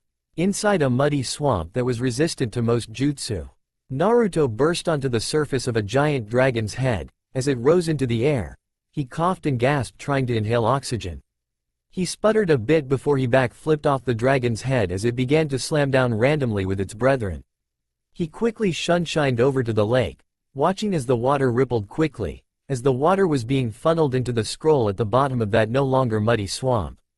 He placed his hand in the water, and detonated the scroll at the bottom with a detonation seal he'd designed into it. The ripples slowly stopped. The water dragon heads stopped showing up, but Jiraiya remained wary. That type of jutsu was at least A rank, S rank in power only. After a couple of minutes of silence, Jiraiya deemed it safe. Perhaps Naruto had used the Kyuubi's power to create that much water. Jinchuriki augmented jutsu was always at least double their intended strength. He quickly fled, heading to inform the Hokage. Hopefully the Sandaime wouldn't be too furious with him. Naruto panted lightly, still tired even after he extracted 2 scrolls worth of chakra. His scroll half worked, being able to create dragon heads with natural water, but failed to seek out active enemies, just attacking randomly. Still, not too bad for a last-ditch attempt by a journeyman-level sealer. He called himself Jiraiya. Naruto only knew of one person called Jiraiya, and it made him feel somewhat proud to have faced off and survived against Jiraiya of the Sannin for any length of time. Still, Jiraiya would no doubt report his newfound strength to his only superior, the Hokage. He scowled deeply. He'd need to up his game, and quickly. That, and now he needed a new training ground location. This one was clearly found out. Naruto straightened up, gathering his sword against his back. Once he was hidden under his field, he quickly left the scene. The Sandaime puffed his pipe, breathing in and calming himself. The performance Naruto had given at the Chunin exams had been amazing, showcasing his calm at seeing Kiba kicking and hitting his puppy, before quickly dealing with Kiba. He wasn't happy seeing Naruto kill, but it would have been done anyway. All feral Inuzuka were put down, as being dangers to others and themselves. Jiraiya arrived much later than he expected, and was off. He looked at Jiraiya, waiting for him to speak. He said firmly, to his Hokage, "I was watching Naruto's progress." He was in the middle of his own chakra exercise it seemed, as the clones were working on controlling wind currents and the ones designated for water were trying to extract water from the air. Once he deemed them done for the day, he dispelled them. Only, he saw me as I left. The Sandame's eyes narrowed. The fact that Jiraiya was spying on his own godson was bad etiquette, but that Naruto detected Jiraiya meant that Naruto's genjutsu dispelling method was enough to distort nearby chakra barriers, as Jiraiya's invisibility jutsu was a ninjutsu. Jiraiya continued speaking, reporting what occurred. He caught up with me using 5, perhaps 6, invisible clones. I dispelled one with a fire-style jutsu, and 2 appeared before me out of nowhere. I dispatched them, while destroying the one behind me, and destroying the one trying to catch me from below. Their speed was at least mid-jonin. The Sandame's eyes widened significantly for a moment before deducing that Naruto's clones were using their chakra to increase their speed. A risky move, but clearly not enough. Naruto himself appeared behind me, somehow avoiding my natural chakra sensing capabilities. I jumped away, and he stated how the clones I'd been fighting had only enough chakra to sustain themselves long enough to distract me. He then proceeded to show off a splintered version of the legendary throat cleaver, before vanishing. The Sandaime was surprised, but only of the fact that Naruto became invisible. He knew of throat cleaver from the reports given, and was a little gleeful. It seemed Naruto unlocked a small portion of the sword's abilities. The Sandaime himself always doubted that the throat cleaver was so normal. All the other swords offered abilities to enhance a user's attacking strategy. Zabuza was a master of the silent killing, so why give him such a large and obvious sword? Unless that sword held advantages that would make Zabuza that much more deadly. He motioned for Jiraiya to continue. He noted that I was able to detect invisible opponents through the nearby surfaces and used some basic jutsu to make everything begin to move, probably through wind. I submerged him under a powerful swamp of the underworld jutsu. Jiraiya rushed forward, as the Sandaime looked furious, his eyes hardening. He broke out of it with some massive water jutsu that kept shooting dragon heads at random for 5 minutes straight before they died down. The kid's powerful, I'll give you that, old man, but it's a bit dangerous. We didn't exactly give him any warm thoughts about his home, especially after he found out about the Kyuubi. The Sandaime frowned, a slightly guilty look surfacing. He hadn't meant to harm Naruto, but the road to hell was paved with good intentions. After taking another puff, he told Jiraiya calmly, "I think what you did was foolish and stupid. If need be, I could have called forth his location from my crystal ball and see for myself. As is, do you really think we deserve the right to question Naruto? You haven't been there his entire life, not even to offer a warm hand of friendship at the very least. Not that I myself am not without fault, but I did my best. Jiraiya, I hope you can come up with a way for him to trust you, because I'm on thin ice as it is." Jiraiya's face paled briefly before arguing. "You're the Hokage. Make him work with me." The Sandame's face hardened. "Jiraiya, just because I'm a dictator on paper doesn't mean that'll work out in my best interest. Work it out, or leave him be. Period." Dismissed. Jiraiya left sufficiently cowed. He'd known he'd gone too far, but he had to at least attempt. Naruto found himself on another training ground. Kurenai was practicing her taijutsu, at least making the attempt to not rely on her genjutsu for everything. His genjutsu was at least effective enough to help her grow as a shinobi. She immediately stopped once she saw Naruto, whom disabled his field. She scowled at him. Her eyes flickered between fear and another emotion he couldn't detect. Naruto immediately knew. She had returned to normal.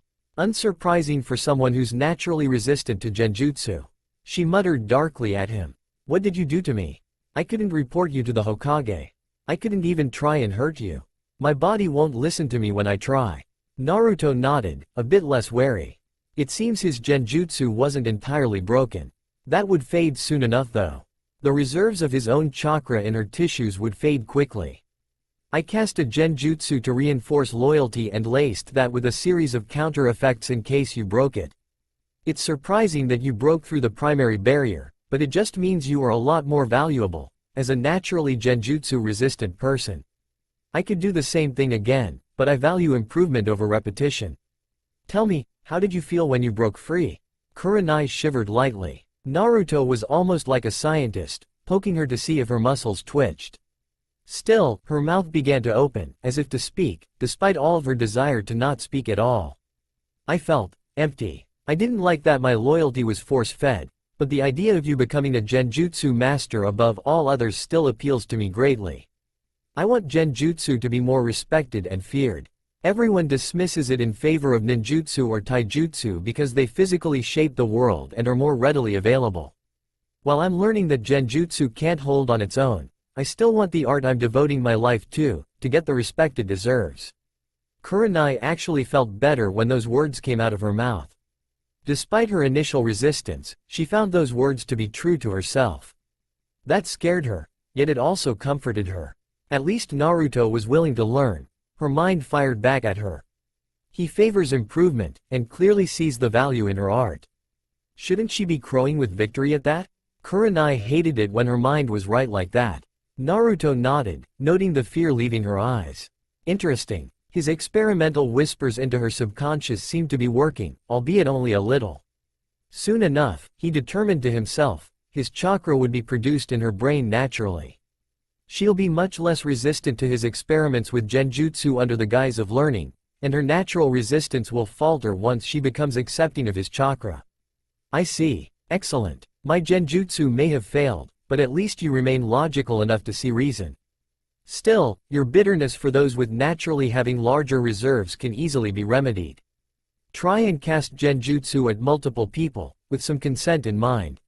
I find that trying to control multiple targets either shortens to the time allowed for it before breaking that balance, or fails to work at all if not enough chakra is used. As a last resort, you could master your fire affinity and practice using basic fire jutsu every day until your reserves grows to a pace you believe fit.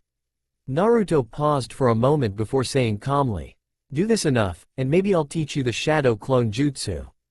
Having a duplicate that can help your genjutsu manipulation should help just as well, and some brushing up on your taijutsu should make you well-rounded enough on the field. Remember these words, Kurenai. An over-specialized shinobi is a dead shinobi." She nodded seriously, taking the advice to heart. She could meet up with Kakashi and a few others, since they still tried to stay in their prime. She wouldn't be like Guy, but enough taijutsu and ninjutsu training to equal that of an ex-Anbu captain should be sufficient enough. Plus, the prospects of a jutsu able to have a duplicate strong enough to cast genjutsu had her salivating a bit. Elemental clones were more designed for taking hits, and did not possess enough regular chakra to cast more than perhaps a basic henge. Naruto cloaked himself under his field, and left. Kurenai had given her reasoning, and he agreed that it was sound. Unfortunately, the training ground she used was far too open, and was the training ground for her team. He searched for a bit until he came upon a small pond with a waterfall nearby. There was a small cave there as well. Rather interesting, and he found the place suitable with no one around. He stationed 700 clones around the perimeter, stationed as rocks, grass, insects, and such small things under their own fields. The use of their field barriers were very small compared to the chunk of chakra each held to sustain them. Naruto summoned 1,000 clones from his fourth scroll, lamenting that he'd need to spend the rest of the day recharging the 4 scrolls for later emergency use. The first set of 500 was assigned to manipulate the breeze to carry a genjutsu into the set of 500 training in spars. The first to do so would dispel everyone, and Naruto would summon another 1,000, and then improve on the process. The day progressed rather slowly, but progress was made. Naruto could now cast small genjutsu through the breeze of minor wind jutsu, although the likely event of working if they dodged the attack remained unlikely. The ones sparing on the water were working on upping their control, simultaneously fighting each other with Naruto's unique taijutsu mash-up and trying to gather water from the air around them. There wasn't much success from that department, but Naruto's control did jump quickly after they dispelled. His 4 emergency scrolls were refilled, and Naruto recrafted the one-way 1,000-headed dragon twin scrolls. He deposited one of the scrolls at the bottom of the pond just underneath the raging waterfall. This should strengthen his dragon heads a bit more, using the naturally pounding water's force to propel and harden the water to a consistency of concrete. He was only lucky that he held a curiosity for Fuinjutsu after discovering the Shiki Fuin on his own at the age of 4. After 8 years of solid working and experimentation, Naruto was lucky to be alive and not have killed himself through failed seals. Of course, his naive self probably never even considered just how dangerous that hobby was. He now wondered what he should do. Looking back on everything, He jumped swiftly from nearly nothing into something almost half-decent.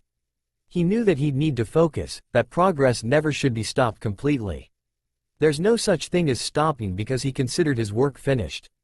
The work of a shinobi was only ever complete when either he retired with an amassed strength that the world wouldn't try and fight, or when he was dead. Looking back on many famous ninja, many abilities and strengths seemed almost stronger the further back in time they went. That troubled him greatly. Were so much of the greatest strengths of the world beyond his reach, into obscure pasts he may never even know about? What did that say about the current system, being pale ghost of its greatest figures? Naruto wasn't sure, but he did know that he'd found a new worthy goal that was very similar to his naive thinking, if a bit parallel. He would become stronger than the previous 4 Hokages combined, or die trying. He would show this world progress, true progress. Part of that would be to develop his own system to counter the current one, but he'd focus on that only when he became strong enough to protect that system. For now, he needed to survive long enough to prove them wrong. He had an interesting idea. His shadow clones were duplicates, even duplicating the items he held down to a T, aside from scrolls filled with chakra. Chakra can't duplicate itself. If he could get his hands on enough paper bombs, his clones could become walking explosives. He just needs something to protect him in case the clone exploded near him, or right next to him for that matter. He needed something strong enough to propel away the heat, and sturdy enough to absorb the blast. Something like the mirrors Haku used. Ice release. Naruto frowned, recognizing a problem. He'd need to find the right mixture of wind and water chakra to form ice release. He did have an idea though. There'd need to be more wind than water, in order for the wind to absorb the heat from the water, solidifying into ice. Ice is frozen water, heat removed until it became rigid. Time for some experimentation. Naruto summoned 1,000 clones, commanding them to practice using wind and water at different ratios to create ice. Haku used the surrounding water to form his mirrors. Naruto wanted them to pour water chakra into the pond, lift it into the air, and try to cool the water with wind. The colder the water, the closer they'd be to a breakthrough. The 1,000 nodded and began to work on the idea.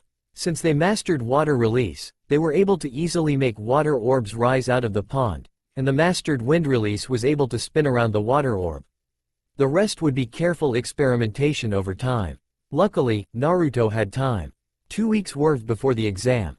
It had taken a solid week, every day of over 10,000 clones, in order to find just the right ratio.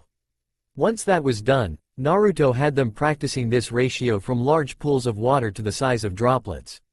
He wanted to master ice release. Luckily, that took 4 days to do, as the ratio shifted sharply and required a bit more thinking, since they didn't have a natural bloodline to tap into the knowledge instinctively.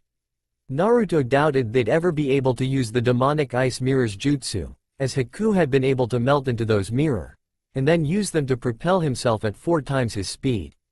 It was a bloodline jutsu, something Naruto would have to take years with his shadow clones to form even a tenth of. Luckily, he didn't need to. He didn't need to melt into his ice mirrors. He only needed the ice release to create a thick barrier or dome to block the explosive clones if they detonated. He could also use it to create an area of effect attack of large ice spikes and spires using his ice release. Using his natural one-way 1,000-headed dragon twin scroll, Naruto would never be too far from a natural water reservoir, especially since he'd go around and collect vast pools of water into scrolls for use later. He'd been inspired to do something similar to Gaara's jug of sand, only with scrolls instead. A few days back, Jiraiya offered to let him sign the Toad contract, but Naruto refused. He reasoned to the man that depending on his toads to fight would weaken his overall independent strength, and would honestly rather find his own summoning scroll anyway. Toads would be obvious, and more frontline tank battling. Naruto preferred silent kills, and quick finishes. Fighting and barreling through enemies would leave him vastly open to counterattack and wasn't his style of combat. He then offered to tutor and mentor Naruto in what he was learning. Naruto again refused, pointing out that he shouldn't trust Jiraiya for spying on him to begin with, and pointed out that again, Naruto's style is exceedingly different from his own anyway. He then had the gall to offer Naruto the ability to cast the Rasengan. Naruto stared at Jiraiya for a few moments, wondering at just how stupid he must have been, this desperate to teach Naruto something. He questioned why he was chosen, out of everyone he knew, to be able to learn the Yondaimi's technique. Moreover, he'd studied description of the Rasengan from the many accounts of the Yondaimi's greatness. It was, he deadpanned to the man, a spinning ball of chakra designed for extreme close quarters combat, that also left him wide open to attack unless he also utilized the Hirishin to be able to dodge such things, and Naruto didn't have the ability of the Hirishin. Jiraiya then stated that the Rasengan itself was incomplete, lacking in elemental affinity.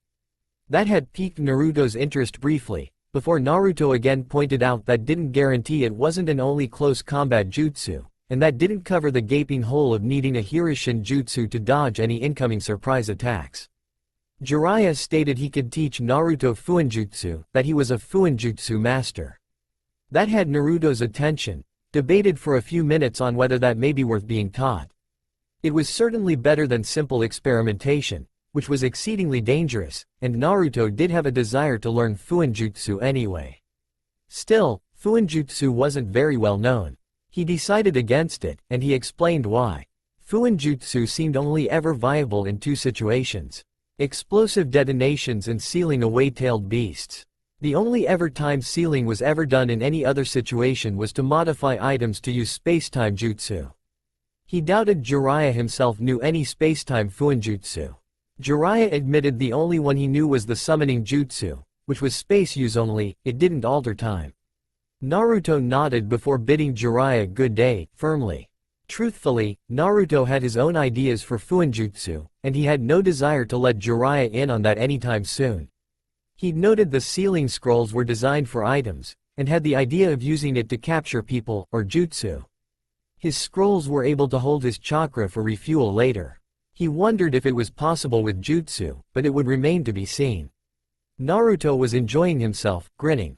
It was the day before the exam, and all of his goals had been complete. With the ice release down pat, and having large reserves of water to extract from no less than 7 scrolls, Naruto felt prepared.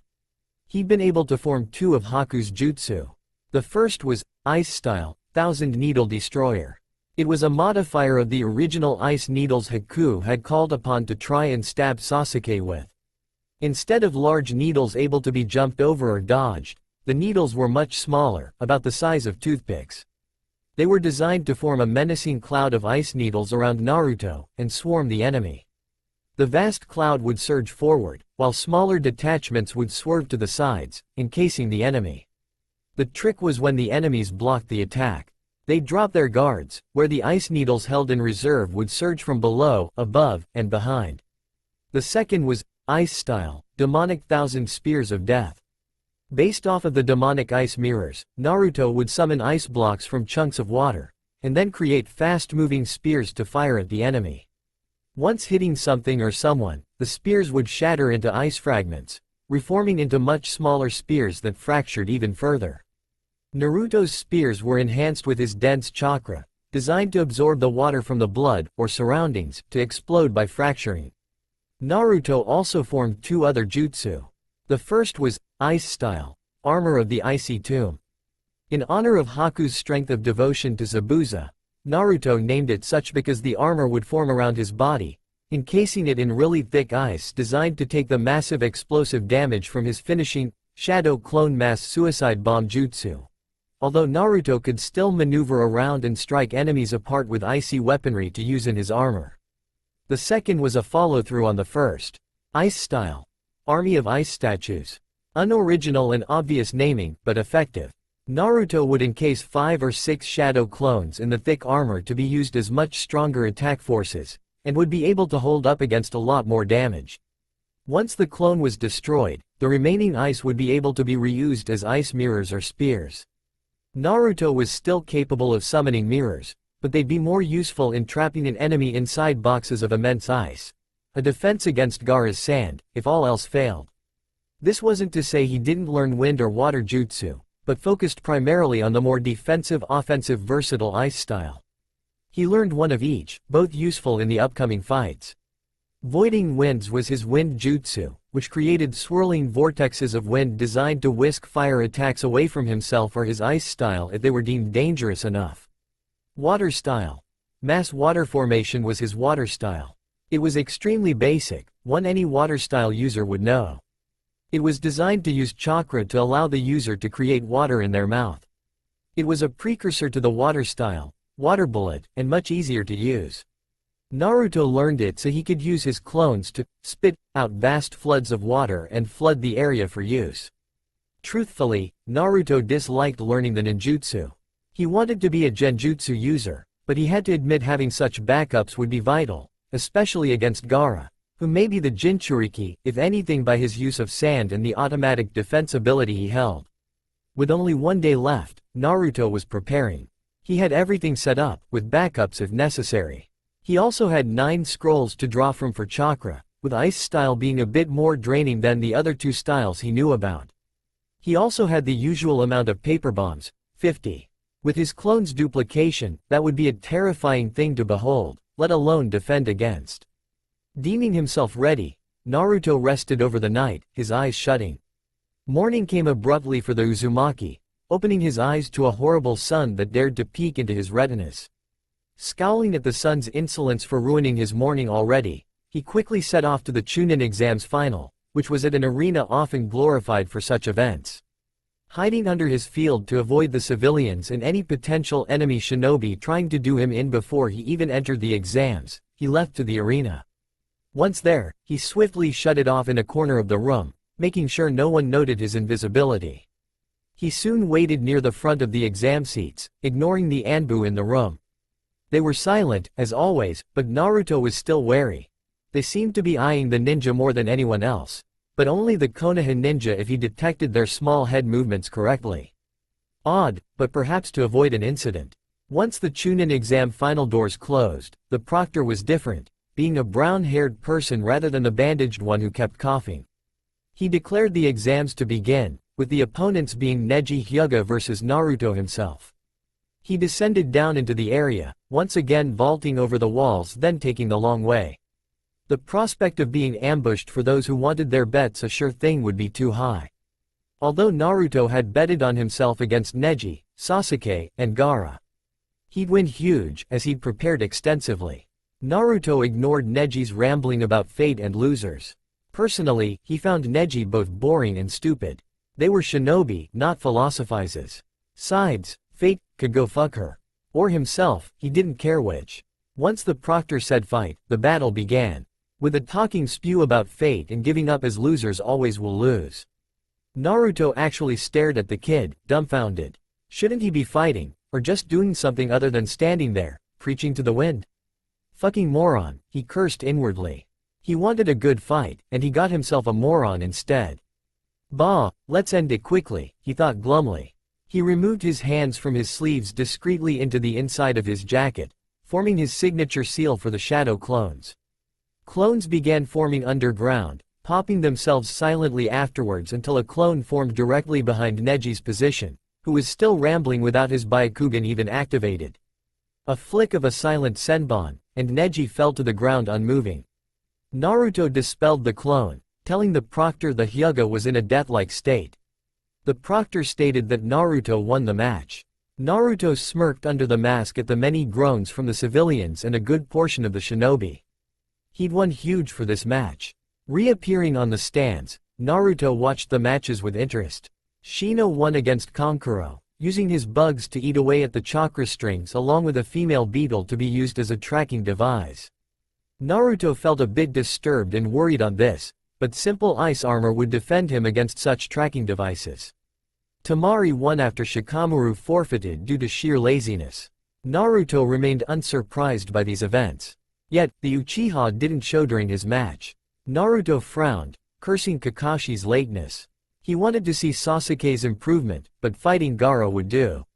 He gave the proctor a request to the Hokage to fight as an intermission since Sasuke was being held up most likely by his eternally late sensei Kakashi. The Sandaime accepted this proposal, with the proctor telling Naruto and the crowd that Naruto would be versing Gaara, and Sasuke's would be shifted to whoever won this match, by Naruto's request. The crowd's general reaction was along the lines of, "We want to see a fight, so we don't give a damn." Naruto stood before Gaara, silent as ever. Gaara became off quickly, shouting to Naruto about how, "Mother wants your blood, Uzumaki Naruto." Feed her greatly, you will. The proctor, unnerved, began the fight. Immediately, gushes of sound flooded forward toward Naruto.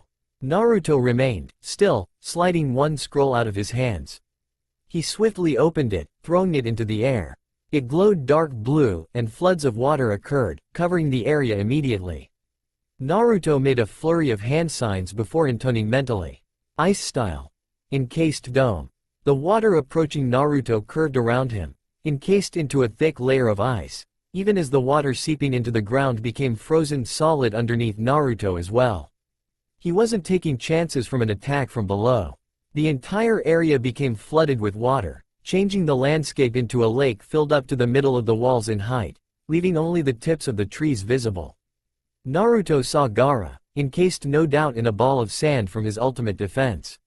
His sand would be protected from turning into mud through density alone, which wasn't surprising.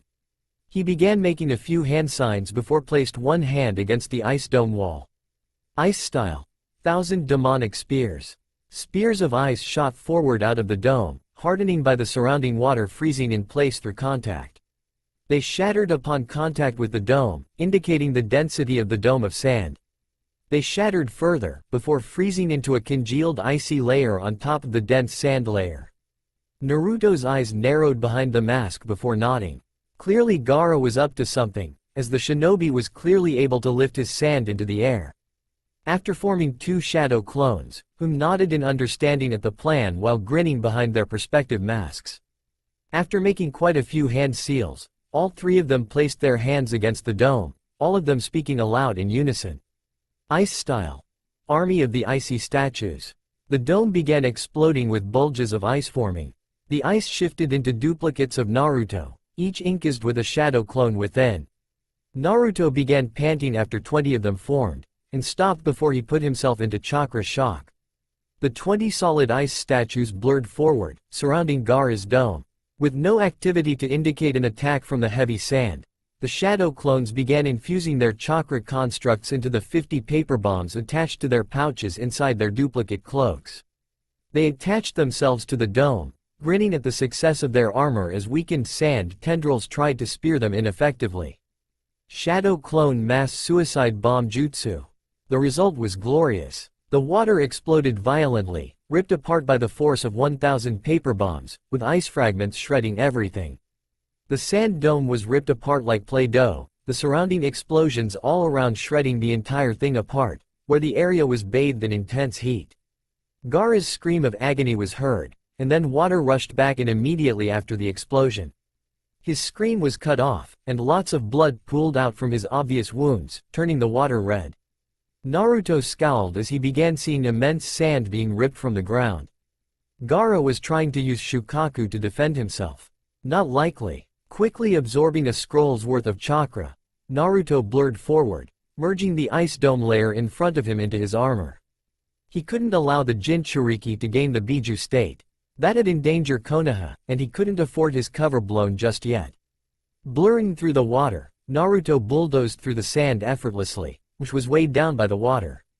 He grabbed Gaara, whom was struggling to move away from Naruto. Naruto chuckled darkly at the redhead in his arms, encasing him in his ice style. Soon, Naruto became encased in a much larger dome of ice, blocking the sand from trying to reach Gaara. Gaara snarled at the Uzumaki, unable to move as his entire body was encased in the ice. Looking him over, Naruto noted that Gaara was impressive in his defense capabilities. Despite being hit with the amount of explosives, his secondary armor protected him from the heat and the majority of the blast. He did have chunks of his arms and legs ripped off, indicating he was in a fetal position which luckily, or unluckily, saved his life. Naruto said flatly, "Submit, and tame your beast, number 1. I can kill you here and now with my 1,000 ice spears. Sides, I'm number 9. Gaara's eyes widened in shock, before he slowly calmed down. He clearly submitted to the better ninja. Naruto nodded, and placed his hand on the wall of the dome. Ice style. Rise of the flower. The ice beneath their feet hardened and began to push the dome upwards. Once it breached the surface, revealing the ice style's glory, the dome cracked and shattered carefully, and wrenching open like a metal flower in bloom. Gaara said clearly, monotone, "I forfeit. I clearly lost against Uzumaki Naruto, as was expected. The two walked over to the railing, with Gaara using his remaining chakra to form a sand platform over his footsteps, and Naruto walking on the ice platform he created through his feet. Gaara was taken to the medical facility for healing, although he nodded to Naruto in respect. Gaara may have been a monster, but he was a monster who just understood he was a small fish in a large pond. Naruto placed his hands into the water's surface, focusing. The water shuddered, rippling. With a huge sucking sound, all the water was sucked into the scroll that had drifted to the bottom. The ice structure shattered into pieces, while one of his shadow clones that had stayed behind collected it and brought it to Naruto before dispelling. The crowd had gone silent. The pariah of Konoha, Naruto Uzumaki, had beaten both Gaara of the Sand and Neji Hyuga.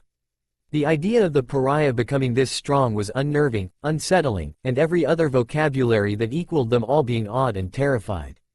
Suddenly, Kakashi and Sasuke appeared in the middle of the field. The proctor yelled at them. "You imbeciles are late." Luckily, the Sandaime granted the request to have your match postponed with the winner of the last one. Gaara lost. Therefore you'll be versing Uzumaki Naruto. Kakashi, get off the stage before 1,000 years of death your ass. Kakashi's sweat dropped and mumbled quietly about not being respected anymore, before sunshining away. Sasuke scowled, before grunting as usual. Sometimes Naruto wondered if his teammate was going the opposite of evolution in speech patterns. He vaulted down again, landing silently on his feet. The proctor quickly yelled for them to fight and left. Sasuke, never one to stand and wait, shot forward at Naruto. Naruto chuckled at Sasuke, quickly forming 5 clones. Sasuke activated his Sharingan as the clones rushed at him. He was surprised at the speed of Sasuke's movements. Near his own speed without chakra added. He watched as Sasuke dispelled all 5 with ease. He quickly whipped out a scroll, throwing it at Sasuke while yelling jokingly. "Think fast, Sasuke-san." Sasuke's face turned toward the scroll, his Sharingan widening in alarm as the scroll began to unfurl with a flood of water coming out in the form of multiple dragon heads. He quickly began dodging, as many dragon heads of water began hitting the ground, which actually cracked apart from its falling speed and pressure. After 10 of them, the scroll exploded in a ball of fire. Sasuke panted lightly, before his Sharingan widened in alarm. Naruto was nowhere to be seen. Naruto chuckled mentally under his field ability. Clearly Kakashi hadn't expected Sasuke to verse Naruto, otherwise he might have told him about this little trick. He never even left his spot, but Sasuke's mind will assume he did in order to avoid being seen. Naruto quickly began making hand signs under his field. He did this not to hide from Sasuke, but to avoid Sasuke trying to copy his jutsu. Ice style. Prison bind.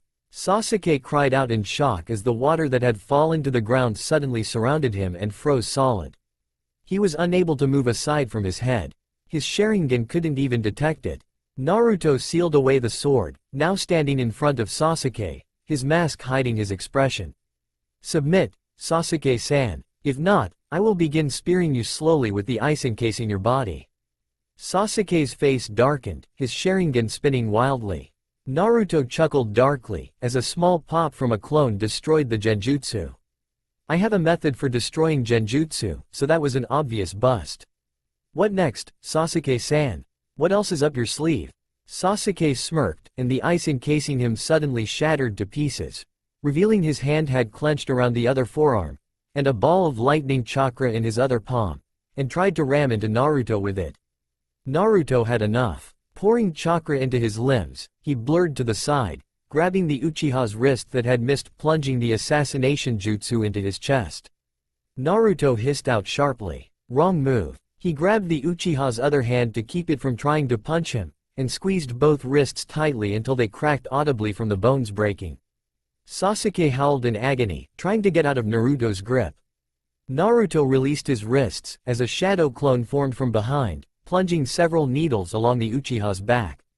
The arm and leg bones are special in that they need the bones collectively to function without harm. By breaking your wrists, I ensure you cannot use jutsu normally. The senbon I placed on specific spots along your spine halts you from moving your limbs and neck, paralyzing you in position. You tried to stab me with an A-rank ninjutsu. Therefore, I know your punishment, Uchiha Sasuke. Do it. The clone nodded, and placed both hands on the Uchiha's back. Within seconds Sasuke began twitching as pain flooded his brain. Yet he was unable to speak, unable to scream in pain, and unable to forfeit from his punishment. Naruto watched with apathy as the Sharingan spun wildly, no doubt trying to break the genjutsu causing the agony. Naruto had created this to counter the dujutsu's natural ability to break genjutsu. A dujutsu user can't see his own chakra, in order to prevent blinding himself. By flooding the Uchiha's tissues, specifically the spinal cord that leads into the brain that connects to the optical nerve to the Sharingan, Naruto was essentially hiding his genjutsu from the Uchiha's sight. The only way to break the genjutsu was through the teammate disrupting and expelling the chakra. Sasuke's Sharingan spun faster and faster, the desperation clear inside the crimson orbs. Naruto halted the clone, disrupting the genjutsu. The Sharingan stopped spinning. Naruto hissed into the Uchiha's ear quietly. I just gave you the feeling of electricity coursing through your chest and back. That was the pain you were trying to cause. Next time you try and use that jutsu on me, and I won't make you feel the pain. I'll stab your eyes out and leave you paralyzed and blind, to die a slow death. Now, when I release your head, you will submit. Or we continue this little dance, you and I, until you become insane. I may be an ally, but don't assume I'm a pushover. After withdrawing from being next to the Uchiha's ear, the clone removed the senbon from his neck, making Sasuke gasp weakly. He said weakly, I submit. The proctor nodded, surprised and intrigued. He considered the Uchiha lucky. Naruto had spared the Uchiha, without ripping his eyes out. If a teammate tried that on him, well, the said teammate would be missing all of their limbs. The winner of the Chunin exams is Uzumaki Naruto. Per the rules of engagement, Naruto is automatically granted Chunin status. Everything exploded into action. Feathers covered the area, and Naruto's dispelling method showed this was a genjutsu, after one of his clone kunai popped. Sand and sound ninja were pouring into the area, fighting and attacking the Konoha ninja. The 3 sand shinobi siblings were missing. Naruto chuckled darkly, throwing 4 scrolls high into the air. He may not know what was going on, but striking Konoha meant the sound and sand were fair game for experimental jutsu for free human testing. Perhaps he could even keep a couple of dozen for testing and interrogation. He knew that he should be trying to stop Gaara from unleashing Shukaku on Konoha, but why should he bother? Jiraiya of the Sannin would take care of that easily enough, as the Shukaku is the only tailed beast able to be imprisoned into a ceiling object, showing just how weak it really was. The 4 scrolls exploded outwardly, as the preset jutsu went into effect. 100 ice-armored Naruto clones landed on their feet, forming swords out of the ice near their wrists and detaching them to grip them in their unique taijutsu style. Naruto commanded coldly, kill any wearing the sound and sand headband. If you can, seal them away into the beta human sealing scroll. Kill any that resist. You know what must be done. The clones nodded before they vanished under their individual swords fields. Naruto had modified the sword on his back not just for his height, but to account for the ice armor's inability to extend any further than a couple of feet above the skin. Naruto nodded to him before fading under his own invisible field, after having another ice-armored clone grab Sasuke's paralyzed body and taking him away from the battle site. Naruto vaulted up the walls of the arena, sighting his own targets. He took out a couple of kunai, filling them with ice chakra, and flung them. 2 of the traitor ANBUs that had been busy fighting 4 of the Jonin in Konoha never noticed the kunai being flung from their blind spots, and sunk to the handle in their necks. They fell dead, and the Jonin blinked in shock before moving on to help their comrades. Unbeknownst to the Jonin, Naruto crept in and sealed the bodies. Their armor would make excellent additions, and they held swords that had clearly been enhanced with chakra metal. The 2 ANBUs had been using wind chakra inside their blades, as they'd been slicing the kunai the 4 Jonin had been using. With those 2 ANBUs finished, Naruto could see the Konoha ninja were gaining the upper hand, especially as he'd noticed Guy and Kakashi arriving in the scene. He nodded to himself. Time to move on from this area and try and kill a few more of them elsewhere. He shunshined over to a nearby rooftop, and was surprised to see a barrier formed around the rooftop the cages had jumped toward. Something was going on, and Naruto wanted in on the information. Once he arrived at the area, he soon saw fellow Anbu just standing there, as if unable to crack the barrier. One of them flung a kunai filled with lightning chakra, if anything by the static electricity on the metal was to go by, and the barrier burnt the metal into goop. He saw 4 sound ninja on the inside, surrounded by a barrier of their own that they clearly made. Naruto became clearly annoyed. There wasn't any barrier from below that he could tell, but he wanted part of the action within. The forest was clearly man-made, which meant someone was a Mokuten user and was fighting inside. Naruto debated trying to open the barrier by killing the sound ninja from the inside, before Naruto's grin appeared, and his eyes began to flicker with an idea. He focused his chakra, collecting it, and pushed it through the ground. The Sound Four were clearly smug. Their barrier was unable to be stopped, and was holding the Anbu at bay. No living human being or jutsu could get through, and their master would reward them once the Sandaime was dead, and Konoha burned to the ground. There was just one problem. It could be nothing major, but they were beginning to feel cold. As if a hand of death was clutching their hearts, and was beginning to squeeze the life-giving organs slowly, tightly, but firmly. Cold cackling began filling the air and they were certain something was turning horribly, horribly, wrong. A whisper began to echo inside their minds, whispering doubts into them. Their barrier was not infallible. They had no barrier inside the ground, so all it would take was someone smart enough to use earth ninjutsu to shred their bodies apart. The Sound Four ignored it, believing the Konoha ninja were too stupid to notice that flaw, and the voice agreed. Yes, Konoha weren't that intelligent, too true. Still, who said anything about being rewarded for helping? They were mere slaves, bound by the need to live, and the need for the false power of their curse seals, which was a drug. They ignored that too, although Tayuya began to growl curses at the voice. The voice chuckled again coldly, asking a very pointed question. Where were Kin and the Sound Team members? Where were they, when they should have joined you in the barrier, to help sustain your barrier with their chakra? Orochimaru has no need for failures or wasted tools. What if, once you complete your goal, Orochimaru uses you for experiments? It wouldn't be the first, as you've known failed experiments that used to be your friends. You remember their haunting screams, the pleads for help turning into pleads to die. That could be you, you know. The Sound Four faltered briefly, and the voice capitalized on that. You are mere slaves, bound to a master who uses those he can and throws them away whenever he finds a shinier tool. What if he gets the Uchiha? Why would he ever need you for again? He has the Kagaya. Why need you at all except for the barrier that requires exactly 4 people? Why not turn the master into your slave? End the barrier, and let your master die. If you have no master, your curse seals will no longer hurt you. Do you desire freedom and power? Do you want to be your own masters, and still possess power? End the barrier. Become who you were born to be. Rulers, conquerors, masters of your own making. The Sound Four grinned, their eyes lighting up. Yes, it was their time to rule. They stood up, and shut off the barrier. The barrier collapsed, even as Orochimaru yelled at them to grab him and escape. Orochimaru would never realize that the Sound Four never heard him. They had been killed by Senbon to the necks, and sealed away by Naruto after the Anbu had plunged into the forest. The Anbu would never find Orochimaru, as he'd escaped the scene with a snarl of anger. Naruto had noticed Orochimaru leaving the scene by regurgitating a large snake head covered in thousands of snakes.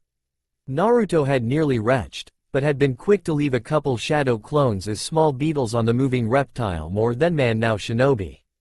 Keeping tabs on Orochimaru would be beneficial. Naruto had also taken the Sandaime's armor off, and replaced it with a cage Bunshin duplicates. No one would ever notice until after the burial of the body.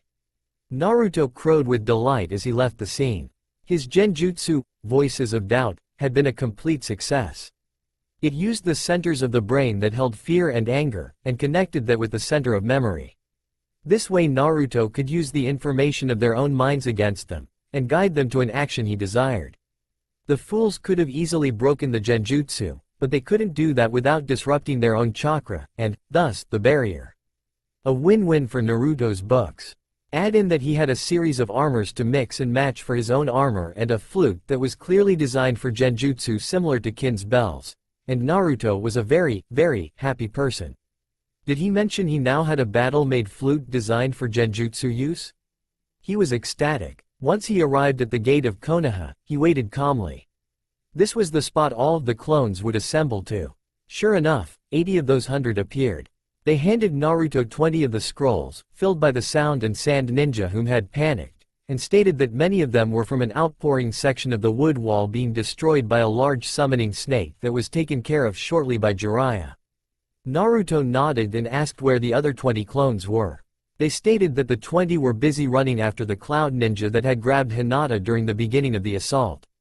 Naruto nodded before commanding them to go after the Jinchuriki of the sand and to stop him from becoming a full-tailed beast. Should that happen, he warned them, Konoha may end up being swamped by sand, which would only cause a full-fledged war by the other villages to capitalize on the weakness. A war that they were neither prepared for or desired at the moment of their planning. The clones nodded before vanishing again under their fields. Naruto stopped 30 of them, before giving them a different set of orders. Find Shino Abarames and Shikamaru Nara, and kill them discreetly. Both the ice armor and the field cost a good 20% of the reserves to maintain, but the benefits vastly outweighed the risks. Naruto nodded to himself. I will not allow Cloud to get their hands on the Byakugan. If Hinata dies, then I'll seal the body to get the Byakugan implanted by a clone when I leave Konoha. Jiraiya was out of his depth. The Sand Kid turned out to be a Jinchuriki and was cackling madly while forming huge sections of sand out of the ground beneath him. He'd evaded them so far, but the insane shinobi had been more than careful this time, as Naruto had shown his weaknesses. He never gave Jiraiya enough time to summon any of his toads, and he didn't have anything stronger than the basic water style, Water Bullet. He cursed, back-flipping of the wave of sand that tried to strike again from above. He twisted to the right and jumped away as spear of sand formed out of the ground. He wasn't able to do much else, as his taijutsu favored power over speed, and he'd be cut down the middle the moment he went close to the sand Jinchuriki. He wondered briefly if his godson might help, but dismissed the thought. Naruto didn't know that Gaara was going to strike. No one did, and that terrified Jiraiya a great deal more. The sand movement stilled, and Jiraiya's eyes widened in horror as Gaara slumped over, unconscious. Except, Shukaku never formed. After a minute or two of nothing happened, and watching carefully, he quickly ran over and studied the kid. A seal had been hastily slapped onto the Jinchuriki back. The sand's defense had been nullified somehow, and Jiraiya was both irritated and overjoyed at that. The seal was a suppression seal, clearly, but had been modified to be attached by a kunai. Someone clearly didn't want to be seen by Jiraiya, and the fact that this unknown person helped at all bothered Jiraiya immensely. His eyes widened with shock and terror. This had been a diversion, and that single thought drove Jiraiya to flee back to Konoha as fast as possible. An ice-armored Naruto clone slowly reappeared, scowling down at the Jinchuriki of sand. Most of his brethren had been slaughtered by the fast-moving sand, and it had taken the rest of them to pull enough chakra into his particular armor to make it strong enough to bypass the barrier of sand plus that of the sand trying to stab him to death. He quickly wrote out a note to the Jinchuriki, before placing it inside the Jinchuriki jacket. Its job complete, the clone popped. The Anbu of Cloud was not happy. They had grabbed the girl carrying the Byakugan, and had even grabbed the sister before leaving. One of the Hyuga elders had followed them, but had been swiftly stopped by a lightning attack. The Hyuga's weaknesses were well documented that they focused only on taijutsu. That being said, they had been mobbed by invisible ninja using ice jutsu. The fact that the mist shinobi were now getting into the action disturbed them. The invisible ninja were also dying though, as they knew lightning jutsu destroyed ice style easily. Despite that advantage, only 2 of the Cloud Anbu had survived, the rest being ripped apart by ice spears and senbon that had bypassed the lighting armor coating their usual armor. Naruto was furious at the 2 shinobi before him. They had the gall to destroy his clones, to even easily break through his ice jutsu. The amount of chakra poured into those clones had been immense, and the fact that they'd been torn apart absolutely pissed him off. At least they had the dignity of showing his weakness of his ice style for him, but Naruto was still furious with them. He poured his wind chakra into his throat cleaver, before slashing it. The Anbu had been shocked to see Naruto form right in front of them, using what was clearly the legendary throat cleaver. Of course, they'd quickly mentally laughed it off. The throat cleaver was well known to be the weakest of the 7 swords, as all it did was reform when blood dripped into the broken blade. That was until the blade had suddenly formed a missile of chakra that decapitated his fellow Anbu. The Anbu suddenly hardened sharply. He knew his orders. If you should ever be outmatched, and the Hyuga are unable to captured and taken, kill them to lessen Konoha's strength. He flung 2 lightning chakra-covered kunai, not at Naruto, but straight at the 2 Hyuga children. That was the last sight he saw as his head was sliced off. Naruto could see the kunai heading toward the 2 Hyuga girls, and he knew he had to make a choice, and quickly. After a quick half-second of thought, Naruto blew his wind. Void of winds at the closest kunai. The kunai swerved and hit the tree just above the younger Hyuga girl. The sound of a flesh being ripped apart met Naruto's ears, and he closed his eyes sharply. He'd known he'd made the right choice. Hinata was kind, and was not meant to be a shinobi. The Hyuga had planned for her to become a branch member as he'd read the council's notes back when he studied them under his sword's field. Now, at least Hinata would be free in death, as she wouldn't have been in life. He opened his eyes and turned toward her, noting that she looked asleep, even as her forehead had been stabbed to the hilt. He quickly walked up to her, breathing slowly as he took a container out of his pocket. It was filled with preservative liquid, and Naruto took his anatomy skills to work as he removed the eyes and placed them inside the small jar. He sealed it tightly, and took 2 kunai before plunging them into the empty sockets. This way the Hyuga would believe that Kumo had stabbed out Hinata's eyes in failure of their mission's objective, and fled quickly. The kunai above Hanabi's head was to show that their last-minute execution of Hanabi had failed. He sealed away the Kumo Anbu for their armor and study later. With no body, Konoha couldn't rightfully start any war with Kumo, even with a dead genin. As it was the clan heiress that was well known as a weakling, most Hyuga wouldn't care. To them, Hinata was already dead as she was useless. This would just make things official. Naruto nodded to himself as 2 other ice-covered clones appeared, handing him scrolls that bore the bodies of Shino and Shikamaru. The rest had been destroyed by Shino, whom had apparently kept a large reserves of insects hidden even in the Chunin exams. The death of the host Aburames, they stated with slight awe in their reports, had sent the insects into a frenzy, descending and absorbing as much chakra and energy as possible. The surrounding sound and sand shinobi had been eaten alive by the voracious insects, although Shikamaru had been smart enough to evade the insects in time. Luckily, there had been a clone nearby to kill the Nara with a senbon. Naruto's eyes widened in shock, as information entered his mind. An ice-covered Naruto clone stood there, guarding the Uchiha at the edge of a nearby forest. This was away from any battle, it reasoned, and was viable. After a while, it studied the Uchiha's unconscious form, making sure its senbon holding him in place still held. He'd knocked him out after he wanted to go out there and fight. The Uchiha was clearly weakened by the genjutsu and by senbon, so he'd be a liability, not an asset.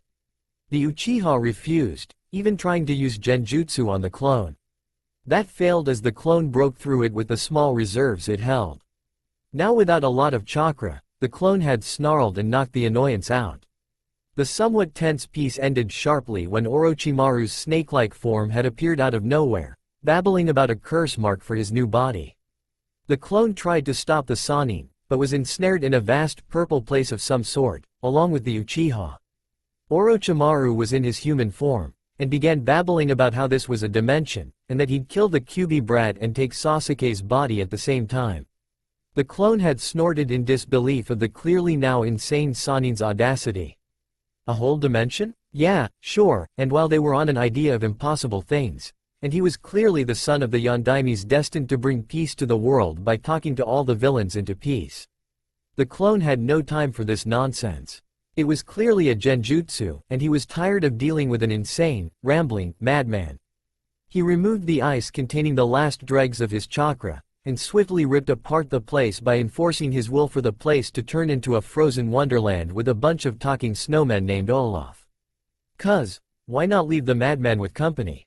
The genjutsu broke, with Orochimaru's covered snake form snarling in rage at the audacity of the Kyuubi brat before swiftly biting the Uchiha's neck.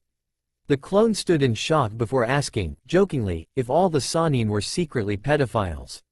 The snake-covered madman howled with rage and bellowed that he was not a pedophile, before swatting the clone aside with his tail before leaving in fury. The clone sustained enough chakra to watch the Sannin leave before popping himself, leaving enough chakra to record the scene. Naruto blinked before leaving the scene. He had to get the Uchiha to Jiraiya. A seal transmitted by biting someone's neck didn't sound like a good seal to keep on. Unless it was a hickey by a fiery woman biting down on his neck to keep from screaming with pleasure. That sounded like an excellent seal, but Naruto unfortunately had to make sure he was able to survive the dangers of the shinobi world before he could indulge in his fantasies. Shinobi he may be, but he was still a male. The war had ended swiftly in surrender for the Sanagakure shinobi. The Sound had been slaughtered with none alive, and only 30 of 200 strong had survived for the Sand. Luckily, Sound had the majority of the forces, so there was that for Suna's side to be thankful for. Still, Suna had been pardoned as the Sand shinobi had been upset to realize that their Kage's body had been used by Orochimaru. Suna would remain allies with Konoha, but only after certain trades were made between the two. The Sandaime had been killed, and a mourning would take place soon. The elders tried to make Jiraiya Hokage, but he'd refused and stated he'd find Tsunade so she'd be Hokage instead. Naruto had brought Sasuke to Jiraiya, whom had been surprised and saddened to know that Orochimaru had escaped. He sealed away his curse mark with a simple evil sealing method seal, stating that Sasuke's seal was much stronger than Anko's, so it would depend on Sasuke's will to ensure the seal functioned for the most part. Naruto had been told, firmly without question, that he'd be joining Jiraiya on his mission to finding Tsunade. He objected briefly, before Kakashi stated firmly that Jiraiya himself was one person, and someone with Naruto's skills in Kage Bunshin would be necessary to finding Tsunade as quickly as possible. The Sandame's burial had been decided to happen the day before Tsunade became Hokage officially, so as to inspire people to join together for their new Kage, as they had done for their old Kage. In the meantime, the Sandame's body would remain buried under a hidden location of Jiraiya's choosing, who did not trust Danzo and the elders. With all said and done, Jiraiya and Naruto departed from Konoha's eastern gates. Naruto was angry, outraged, sick with anger. He'd been forced to play tag along combined with hide and seek with an incompetent perverted idiot of a Sannin. Jiraiya may have been powerful, but he more than made up with that benefit by acting like a complete fool 9 times out of 10. He still tried to get Naruto to train with him, although Naruto continually and consistently refused. Jiraiya apologized for spying on him before asking him yet again, and Naruto refused again, pointing out that the two fought too differently for the training to even be viable. To point this out, Naruto had pinned Jiraiya with a senbon, making him unable to move for over 5 hours. Naruto had his shadow clones carry the man during that time, and released him only when it was time to set out a camp out for the night. Jiraiya had scowled down at the Uzumaki before boasting he couldn't do that in a straight fight.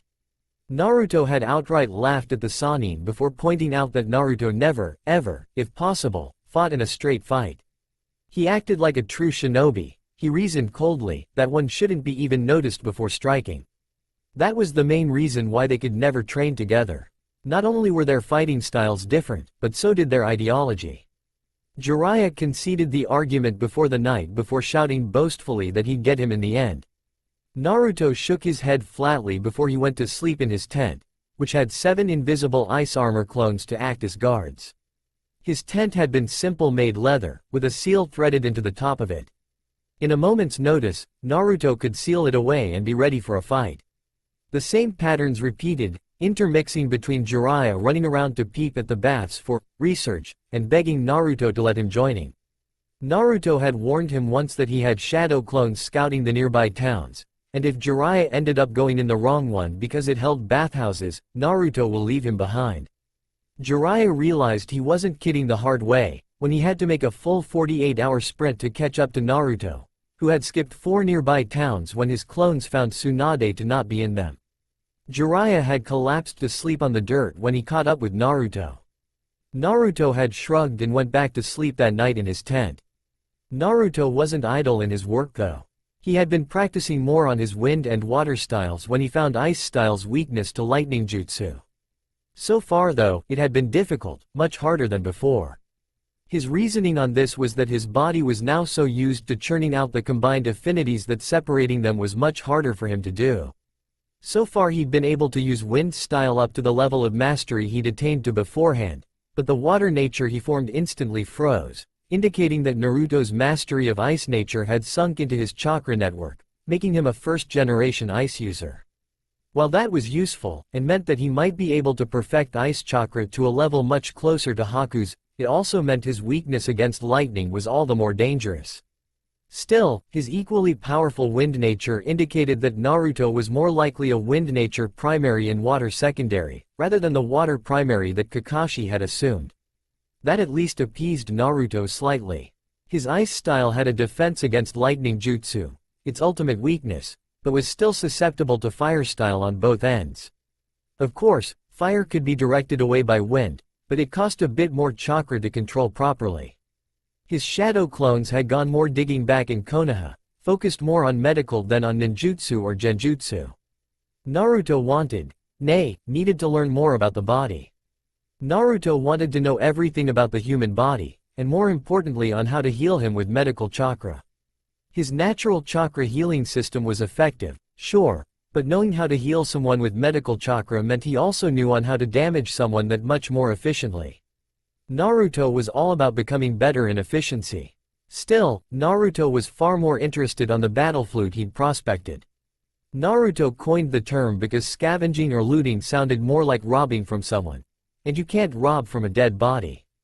The battle flute was the same as any ordinary flute, although the wood was hardened and far denser than it rightfully should be. Naruto didn't break it into pieces for study because he didn't want to destroy his one chance at a potential genjutsu instrument capable of enacting genjutsu through sound. Naruto did notice that the user, mainly himself, was also trapped in the genjutsu caused by the flute. Each specific note caused a different change in the chakra being channeled. After fiddling around with it, Naruto had come up with something of a breakthrough. By channeling chakra into his ears, Naruto could deflect the flute's high-pitched noise, stopping the flute's genjutsu from working on himself. He'd also been able to form a genjutsu through his normal chakra output, indicating just how powerful the flute really was. It was almost like a dojutsu-level genjutsu for the dojutsu less. In short, as if it was made for Naruto himself. The genjutsu was the five-stake paralysis, a genjutsu well known to only be possible for the Sharingan users. No one aside from the Kurama clan had been able to recreate it.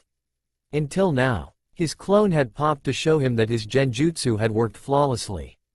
Naruto's grin would have scared Jiraiya out his body, but Naruto had been wearing his mask so Jiraiya had never seen his face.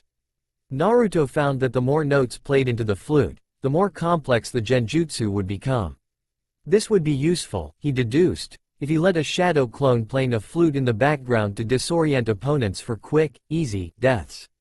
More so, Naruto found that by creating a genjutsu beforehand, and channeling it through the flute instead of the ground, the genjutsu traveled through sound, which was probably how Kin developed her sound genjutsu abilities back in the primaries, Naruto deduced shortly afterwards. Still, Naruto had been unable to practice with the flute nearly as much as he'd liked, as Jiraiya would ask where he got it, or how he made it. So, he practiced whenever he left the Sannin behind, which was every couple of towns or so, as Jiraiya was a pervert to the bone. That wasn't to say Naruto was an angel, but he never understood Jiraiya's blatant tactics. Women didn't desire a man so blatant in his enjoyment of the female body. He didn't claim to know what women wanted, but he knew he himself would like someone who wouldn't judge him at face value, and who would be willing to go against the world for him. Hinata, he admitted to himself quietly, might have been that person. Still, to turn back now and pretend to act like the dark things he did was something that could easily be fixed, was not in Naruto's nature. His hands were stained with blood, and the only way to make sure that blood wasn't spilt for nothing, was to spill yet more blood. As it was, Naruto was certain that he'd find someone eventually, after he'd become strong enough to defend both that person and himself.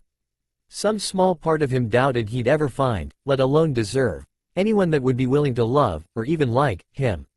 Still, if that was his fate, so be it. Naruto ignored the tear falling down his left cheek. It was the onions, he reasoned. Onions somewhere were being chopped and he was reacting to them. A flimsy excuse, but it was all he had. Shaking his head lightly, he stopped the morbid train of thought. He had things to train in, theories to learn and practice into reality. He didn't have time to look at himself in pity. Eventually, it was nearing midday, and Jiraiya suddenly turned toward Naruto seriously and told him that they were going to stay in a hotel nearby. Naruto took off his mask long enough to show his deadpanned expression before placing it back on just as fast. Jiraiya shrugged and stated that it was mostly because sleeping in a bed might help them in their search, and that there was only so much that he, as an old man, could take. Naruto wanted to say no, that they could keep searching until they find her and be done with the accursed mission, but Naruto did admit mentally to himself that he would enjoy a nice bed to sleep in, and his logical reasoning did point out that he could train while Jiraiya went to research. They agreed, much to Jiraiya's obvious glee, and Naruto left to go to a hotel, ignoring Jiraiya's traipse over to a busty lady who crooned at him. If there was someone like Jiraiya, there must be someone who might like Jiraiya. He didn't judge. Once he checked into the hotel and entered the room given, he checked it out. It looked nice, much more accommodating than the Spartan-styled tents they had. Naruto looked down at the neatly made bed next to the wall, and then looked at the second bed next to the door. He looked back at the one next to the wall, the one right in front of him, and felt an absurd urge of childishness. For once, he indulged in his childishness and jumped, landing on a belly flop into the bed and sighed in obvious content that only a teen could give.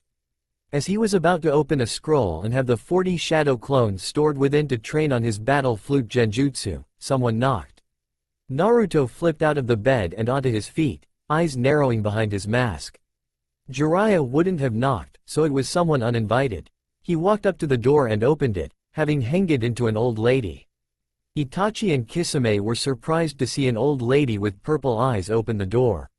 The lady said hello politely, smiling gently at the two young men, asking them if they needed some assistance.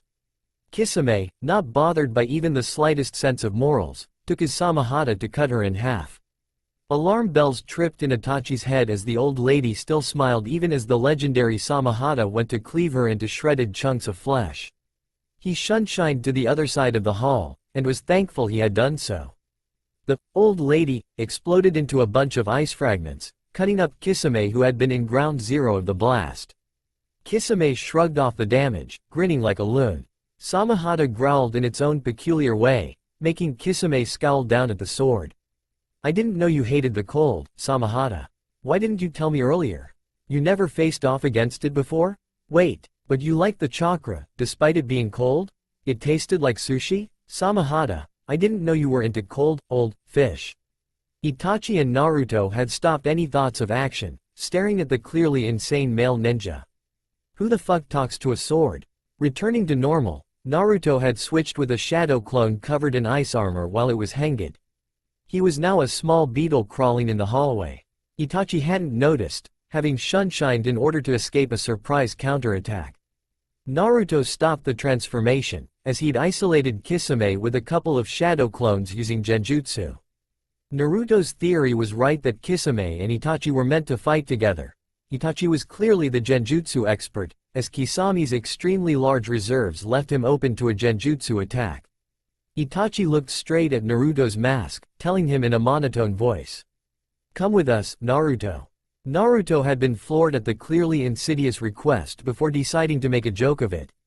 Geez, Itachi-san. First Orochimaru wants me for some one-on-one time and now you? Is every S-rank ninja a pedophile in secret or is it just me? Or perhaps you're looking for someone more. How should I put this? Petite? Ya know a submissive? If so, may I recommend your brother? He clearly has an obsession with you, and not the brotherly kind. Itachi's right eye twitched at that remark, and he had to keep his face passive as the Kyuubi Jinchuriki clearly paired him with his own brother. First, contrary to belief, he was not gay.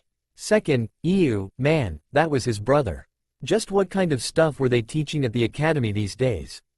Naruto was blatantly biding his time while he prepped himself for the most difficult battle he'd ever done. Sure enough, a small pop occurred and he found himself in front of Itachi, whose Sharingan were spinning rapidly as he noticed his genjutsu was nullified somehow. Naruto smirked at the S-rank ninja, casting a subtle genjutsu at the man. Itachi blinked, his Sharingan spinning rapidly as he broke through the genjutsu. Itachi frowned ever so slightly at the Jinchuriki. He was quite sure reports indicated that Naruto didn't know any genjutsu, let alone how to dispel one. Itachi noticed some high-pitched music playing in the background, and outright frowned. He was somehow caught in his signature 5-stake paralysis genjutsu. He easily broke through it, of course, but Itachi had to put more effort into the subjugation, and the fact that he had to try to break a genjutsu at all showed Naruto's skill in the art. Itachi blinked, his Sharingan staring. He was sure he just saw Naruto vanish, right in front of him. That was a pathetic genjutsu to use, he reasoned, and tried to break it. Nothing happened, and for once, Itachi felt a small sliver of fear. The last person to ever hide from his eyes so effectively had been Madara Uchiha himself. His levels of disturbance had just spiked to "oh shit, I'm so dead" level. He quickly changed into his Mangekyo Sharingan, and there was nothing. Itachi then tried to move, in order to go join Kisame. Only he couldn't move at all. A monotone voice echoed inside Itachi's skull, and Itachi's Mangekyo spun, trying to break a genjutsu he couldn't even see. Itachi Uchiha, traitor, spy to Konoha against Akatsuki. Did you assume I would never notice your treachery? Did you assume I'd obey your will, and actually bow to you? Pathetic. You were a tool. Always had been, always will be. However, you're more of a liability than an asset now. Luckily, I've ensnared the Kyuubi Jinchuriki since he was a small infant, and he has been a more reliable tool than you ever were. Why did you think I never took him and removed the Biju from his stomach since? Itachi strained to try and break the genjutsu holding him in place, terror filling his mind and clouding his already slightly poor vision. Madara knew he was a traitor. He would go after Sasuke. He needed to stop him. Itachi only knew one way to break the powerful genjutsu holding him in place, and began molding his chakra to summon the crow hidden in his stomach. Naruto had hidden under his throat clever, relieved to note that even Itachi's weird Sharingan had been unable to see past the blade's field. Naruto had noted that Sasuke had been unable to detect the ninjutsu under his field's effects, and was curious to see if it would extend to Itachi in terms of genjutsu. The field did more than hide from dujutsu for the user. It made the dujutsu unable to detect a jutsu being cast on them. Brilliant. Amazing. Itachi's eyes continued to spin faster and faster, trying to break his voice of doubt's genjutsu. To his surprise, Itachi suddenly opened his mouth to reveal a crow with a regular eye and a Sharingan unlike any he had ever seen. Naruto suspected this was Itachi's trump card to escape his genjutsu, and wouldn't allow that. He threw a simple kunai, which pierced the crow's small beating heart. The crow fell to the ground, dead. Itachi's Sharingan still spun quickly, mesmerizing Naruto quickly before he returned to his new action. Taking 2 scrolls, he sealed away the crow's dead corpse for study, particularly the weird Sharingan design. Itachi's eyes were also odd to him, and he didn't have any preservative jars with him. However, a corpse worked just as well. He flung a kunai filled with ice chakra into the missing ninja's heart. It missed, as Itachi suddenly broke out of the genjutsu and swatted the kunai away with his bare hands. Itachi actually began snarling, almost furiously upset before fear set into his eyes. The Sharingan glistened wetly, almost as if Itachi's eyes were about to well up with tears. Naruto focused though, and restarted his genjutsu. Itachi's chakra was off, almost as if it was vibrating violently, and Naruto's genjutsu was unable to even move into Itachi's body for anything longer than a moment or two before it just went through Itachi, as if he wasn't there. Naruto was awed. Itachi was tapping into what may just be the world's most powerful, and only, space-time ninjutsu. Itachi looked down at the ground, as if something was there. Naruto blinked, his mouth gaping as his eyes stared. Right in front of Itachi was the crow, with its single beady eye and its other weird Sharingan design. Itachi had just literally recreated that crow from nothing at all. Naruto watched as Itachi's eyes flared brightly, and the crow was swiftly swallowed into Itachi's throat again. His weird spiral-shaped Sharingan spun faster and faster, before resetting back into the normal Sharingan set. Naruto struck. Now was his chance. Itachi was amazed, as always, with his Sharingan's never-ending potential. Izanagi had been based to defend the user from all attacks by drawing the user away from reality, making the Uchiha untouchable for a short period of time. Of course, most Uchiha used up the ability and ended up losing the eye they used it in. Itachi had learned that by stopping the jutsu just before the eye's time was used up, as indicated by the growing blackness in the eye's vision, would make the damage reset. Itachi used this ability very sparingly, only when he'd faced opponents he knew he'd be unable to fight otherwise. That had only happened twice. When he was 4, as rubble had been plunging toward him with his Sharingan activating during the incident. Second time when he was versing a very dangerous Kurama clan head who had gone insane and who wielded an ability to draw his genjutsu into reality. Still, extending that ability even 1 foot in front of him had cost him nearly half of his remaining chakra, and then the rest had been used to recreate the crow that held his precious brother-in-arms Mangekyo Sharingan. To lose the eye that had been given to him by his best friend, would be to fail Shisui, and he'd die before he let that happen. In a severe sense of irony, Itachi had been saved by Sasuke showing up declaring vengeance. Naruto had cursed under his hidden field, having been ready to throw a kunai into the missing nin's throat. If Sasuke was here, then Jiraiya was probably close to returning due to the younger Uchiha's odd chakra presence from the curse mark. Itachi grabbed Sasuke's arm that had held the Chidori, breaking his wrist in the exact same manner Naruto had done, and kicked him away into the wall before holding him by the throat. Naruto watched carefully as Itachi caught Sasuke with a genjutsu, his spinning Sharingan staring deeply into Sasuke's own not yet fully evolved pair of red eyes. Sasuke yelled and screeched in pain, before his eyes dulled out and became empty. Clearly Itachi was far more effective with genjutsu using his Sharingan, and than even he had given him credit for. Mere seconds after that, Kisame reappeared, his face set into a manic grin. I haven't had to merge with Samahata since that fight against the Four Tails back when I was with the Mist. Hey, the QB Jinchuriki is certainly an interesting Jinchuriki. Naruto cussed out in his mind.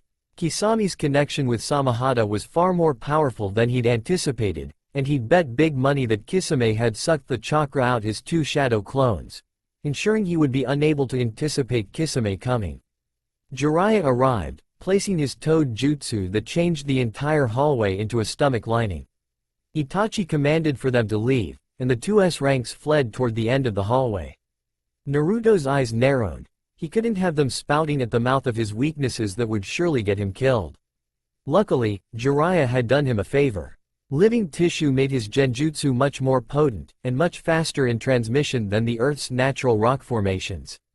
Naruto focused, creating an extremely dense focal point in his hand before placing it against the stomach lining, ignoring Jiraiya's warnings. He intoned mentally, one eye slamming shut as his cold blue eye flared brightly from the chakra he released. Genjutsu. 1,000 choices of reincarnation. The huge pulse of chakra surged forward, moving much faster than it would have been possible. It quickly sped up to engage the 2S rank missing ninja, flooding through their feet as each foot hit the ground. Itachi and Kisame didn't notice it, as Kisame had removed Samahata back into a sword to prepare for shearing into the wall of flesh and gouge it out for their escape. Naruto shifted their minds, his eyes focused as he began replacing their interactions with something of his own design. He finished the effect just in time, as Kisame ripped the wall of flesh off, with the duo then fleeing the area. Naruto removed his hand from the wall, now back to normal with Jiraiya's stomping foot.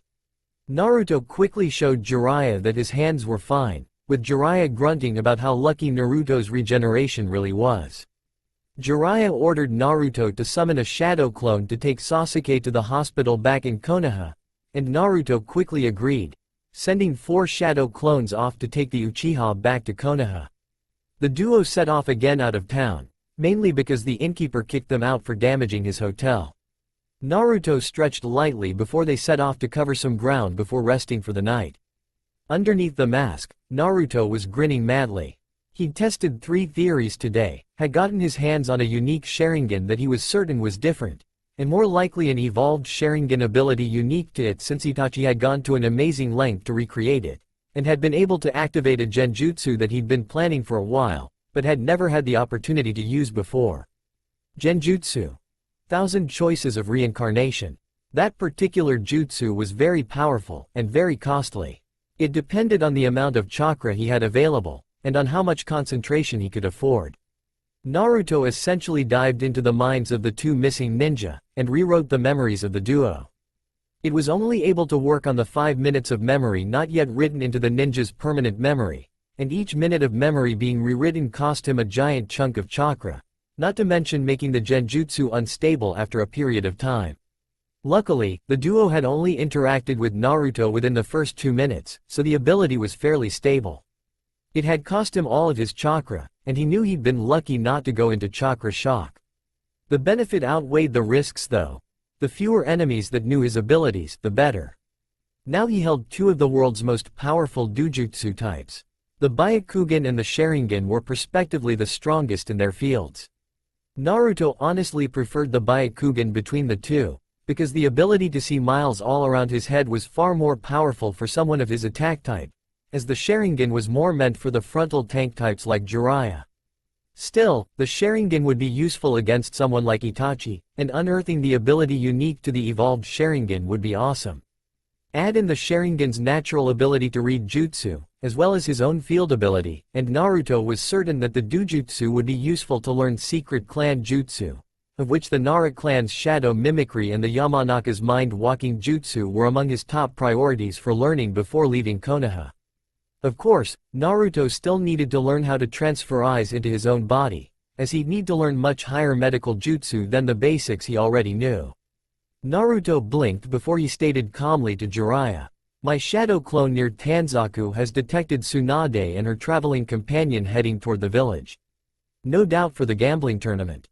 We will head there and get there by less than a third of a day's travel if we don't stop to rest. And I will not rest tonight, Jiraiya, so I will leave you behind if you set up camp." Jiraiya scowled down at Naruto before saying sternly, "No, we rest for tonight. You were nearly captured by two S-ranked ninja and I need the rest to replenish my chakra reserves. Tsunade is known for her temperament, so I don't want you to go ahead, and then find you being a bloody paste across the town with your organs splattering the roads." Naruto's eyes narrowed behind the mask before nodding sharply. He'd leave a shadow clone to rest with Jiraiya before he headed out on his own ahead. He needed to ensure Jiraiya didn't know about the dojutsu he held, and he wanted to learn from the best medic ninja in the world. A couple of hours under his genjutsu mixture, and he was certain Tsunade wouldn't mind training him in her arts, just as Kurenai didn't mind Naruto mastering her own art. Luckily, Naruto had perfected the genjutsu to be able to work around the ninja's natural defenses, and Naruto had several backups as well. Unlike Kurenai, whose mind was naturally resistant to a high degree because she was a genjutsu specialist, Tsunade didn't have those defenses. Once they began to camp up, Naruto carefully formed chakra into his foot. He pulsed the chakra into the ground near him, and he nodded to the shadow clone that appeared next to him. He shunshined from the area, with the shadow clone as decoy. Naruto didn't have the luxury he expected to have.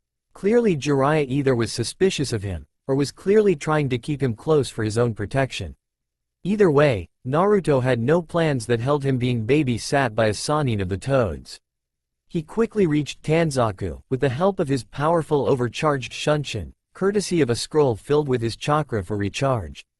Once there, he left for the bar that his shadow clone had hidden in a dispelled nearly 5 minutes earlier. He entered the wooden bar, noting the bartender serving drinks while looking warily at a blonde woman who was already loud and proclaimed for more sake. He quickly removed his Konoha headband, and hid under a field while studying the duo. Tsunade was clearly the loud, busty woman while the black-haired woman with a pig in her hands was her apprentice Shizune. Interesting. Luckily, he knew of the vices of the Senju woman. She had a phobia of blood, and she was well known to gamble away lots of money. He hanged into a man with medium gray hair and bits of black hair to make him look like an aging man. He removed the field and walked toward Tsunade. Tsunade looked at him with interest, as not many dared to get close to the obviously drunk Senju. "Hello, my name is Duranto Uruji. I was hoping we could get ourselves a nearby table at a casino next to here for a couple of games. I figured since you enjoy the luxuries in life we could get a good poker game or two." He smiled down at the Senju, whose eyes brightened with delight. Clearly she enjoyed a good poker game. Or she just really enjoyed gambling as a sport. Tsunade quickly left the bar, telling Shizune to put the tab down for the drinks, whom protested briefly before being quiet. Naruto was intrigued. Just before Shizune had been quiet, her eyes had been dark and menacing.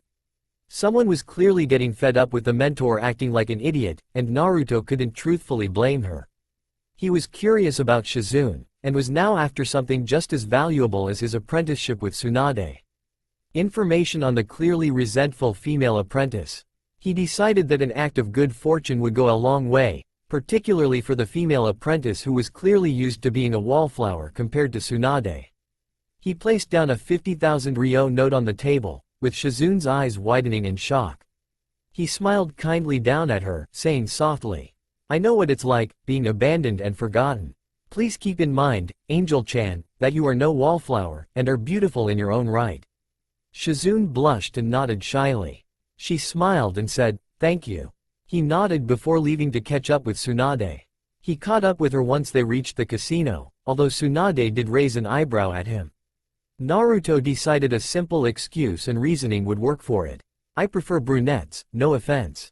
Tsunade nodded, a bit surprised at that statement. Most would rather stare at her breasts, but clearly the man before her had his own tastes. Those actually made her feel more comfortable, knowing the man wouldn't be eyeing her up. Of course, the idea that the aging man was looking at her apprentice like that made her feel inadequate, for an odd reason. Of course, she hated the idea that all men looked at her like a walking breast sack, but the idea that a nice gentleman preferred her apprentice made her feel rather upset, in a small way. Was she doomed to be hounded by Jiraiya's type, but ignored by the gentleman? Once they reached an empty small square table with a set of poker chips, they sat down on opposite sides, with Tsunade grinning widely. This was her win, she could feel it. Naruto inwardly chuckled at Tsunade's eagerness. She definitely enjoyed gambling. Luckily, Naruto had brought quite a bit of money with him. He didn't much care for the gambling. Hell, he didn't even know the rules, but he had a bit of other ideas. Naruto had been transferring shadow clones hidden as very small dust mites from their walk between the casino and the bar. Much like he had done to Shizune. Shino may have died, but his tactics with using insects was brilliant and Naruto copied that. Each shadow clone would carefully meld their chakra together into the flesh through Tsunade's skin and into her tissues. Unlike before, where Naruto had used brute force in order to forcefully control and manipulate the mind, Naruto's method had been refined to use the bloodstream to circulate into the brain. With each passing minute, Tsunade and Shizune both would have their mind patterns altered to suit his desires, and would also end up with more than enough shadow clones to keep this up until they produce his chakra inside the body naturally. By slowly doing this over time, the mind would begin to shift into the position naturally. It would take at least a good couple of days, but it would be well worth the wait. Naruto had immediately recognized the seal on Tsunade's forehead, and had considered tampering with it to create more of his chakra, but that could kill her, and he had no desire to see knowledge lost due to stupidity. After a couple of poker games, Tsunade scowled at the young man. Either he was a genius or was a blind lucky idiot. He'd been baiting her by betting in the really high digits, and she had followed suit, believing her luck would work. It backfired immensely, with the man clearly winning larger and larger margins each time as he never removed his new poker chips from the playing pile. Finally she proclaimed defeat, and the man did something she hadn't expected. He paid her a good 20,000 ryo note. She blinked at him. What game was he playing at? She had the idea for a second or two of female fury at the idea that he thought she was for hire, but she realized quickly that he preferred brunettes, so that didn't make sense. The man clarified himself, stating that he didn't really know how to play the game, was paying her for letting him try.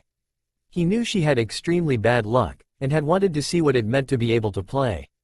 That, and he said even more quietly with slight embarrassment in his tone, and he really wanted to chat up her apprentice without her getting upset at him. Tsunade stared for a good minute or two before she giggled. Not chuckle, not laugh boastingly, but giggle. Tsunade may be a strong woman, but she was still a woman, and it had warmed her heart a bit to know her apprentice wasn't ignored because of her presence as she feared. She smiled at the clearly embarrassed man before giving back the note, stating it was a good match between new friends, and that he could chat up her apprentice whenever he wanted. Except when she was drunk, she warned him rather coldly. Despite seeming like a nice guys could still be creeps in sheep's clothing. The man nodded, his body posture indicating he was being honest. She sighed with relief. They continued to play poker for the next 2 hours as fun between friends, with Tsunade slowly teaching him the rules while answering the questions he had about her apprentice. She had been happy to chat away about her apprentice. It wasn't often that anyone asked about her apprentice and what she liked, although she quickly became stumped and guilt filled her. She didn't know the answers to more than a couple of questions out of the 30 or so that he asked. Was she really so preoccupied with herself and her problems as to have eventually ignored her apprentice's wants and needs? The guilt pooling in her heart and stomach said that yes, she had been completely preoccupied and unfair. Naruto was satisfied. Tsunade had answered every question he asked, his shadow clones making her more preoccupied with guilt, making her unable to think about which questions she was answering compared to the ones she couldn't answer. It seems he didn't need to worry about being apprenticed under Tsunade. Shizune already knew everything Tsunade had taught her, and was simply staying with her out of loyalty, or, his mind pointed out cynically, out of having nowhere else to go. They parted after the couple of hours of poker, laughing and joking with one another. Tsunade met back up with Shizune, winking at him with slyness before telling Shizune they'd be staying at a hotel nearby for the week. Shizune nodded calmly, carrying the pig whose name he learned was Tauntaun. Apparently the pig was a ninja-trained one, capable of smelling out traps and genjutsu, which Naruto found was efficient and useful. Luckily, his unique brand of genjutsu was one that the pig had never encountered before. Shizune had blushed when Naruto brushed past her while winking saucily before heading away from the duo. Once they were sufficiently away from one another, Naruto quickly flickered into another dust mite henge, this time attaching himself to Tsunade's hair. His henge was a solid transformation, which was something unique among the shinobi world. He assumed this was most likely because of the kyubi within his stomach, but it did come in handy when hiding and spying.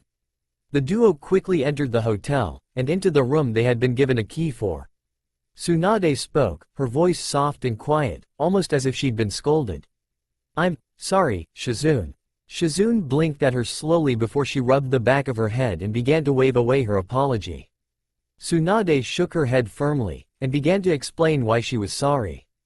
"I didn't realize how much I'd been ignoring what you wanted and needed, until the handsome man began asking questions about you. He prefers brunettes, and hadn't looked at my breasts even once. He actually didn't even know how to play poker and was actually trying to appease me before asking all about you. It humbled me, realizing I really didn't know much about you anymore, and made me depressed. It wasn't fair and right to you, who stuck with me even as I left your home, without thinking about whether or not you even wanted to leave." Tsunade took a deep breath, bracing herself before she said one final statement firmly. "This is why you're no longer my apprentice. We are equals, have been for quite some time now. Starting tomorrow, we're going to find that handsome man, and you are going to give him a chance to enjoy slurping you up with his charm. I saw your blush, and I must say, it's been a while since any man's ignored me, Shizune. I think you have a keeper. As for after that, I think you deserve one request that I must follow, in order to make up for being such a horrible person to you." Shizune blushed, turning tomato red before she nodded shakily, smiling and beaming brightly at Tsunade. They quickly began to undress, as both apparently enjoy sleeping in the nude. Naruto and his subsequent clones, even as dust mites, became glued to the glorious sights available. Naruto hadn't been joking when he said he preferred brunettes, and the fact that Shizune was stripping shamelessly had his blood boiling. Shizune removed her clothes, looking down slightly at her rather small by comparison breasts. She was a healthy C cup, whereas Tsunade was around a heavy DE cup. She blinked when Tsunade poked her on the forehead, shook her head softly and pointed out that the man didn't even look at her large breasts even once. Shizune blushed, before she began panting slightly, her eyes glazing. She was remembering his smooth deep voice, his whispers of her being an angel and imagining all sorts of things. A slight blush went from her face down her neck, and began to make her nipples harden quickly. She began clenching her thighs together tightly, whimpering as her wonderful cavern began to leak slightly, burning with need she hadn't felt in a while. Tsunade moaned quietly, as the smell of womanly musk began to fill the room. She was actually bi-UAL, although she leaned more toward women than men, although Dan had been an amazing man in bed and understanding of her needs. She also enjoyed being a little submissive, not that anyone ever knew that given her character. Her own nipples began to harden as she saw Shizune panting and whimpering, trying to keep herself from relieving herself in front of her once mentor. The two's eyes began to become heavy-lidded, the brown of Tsunade's staring into Shizune's own black eyes. Shizune began to pant and whimper more heavily as more and more images began to curl her down into a spiral that she didn't want to leave.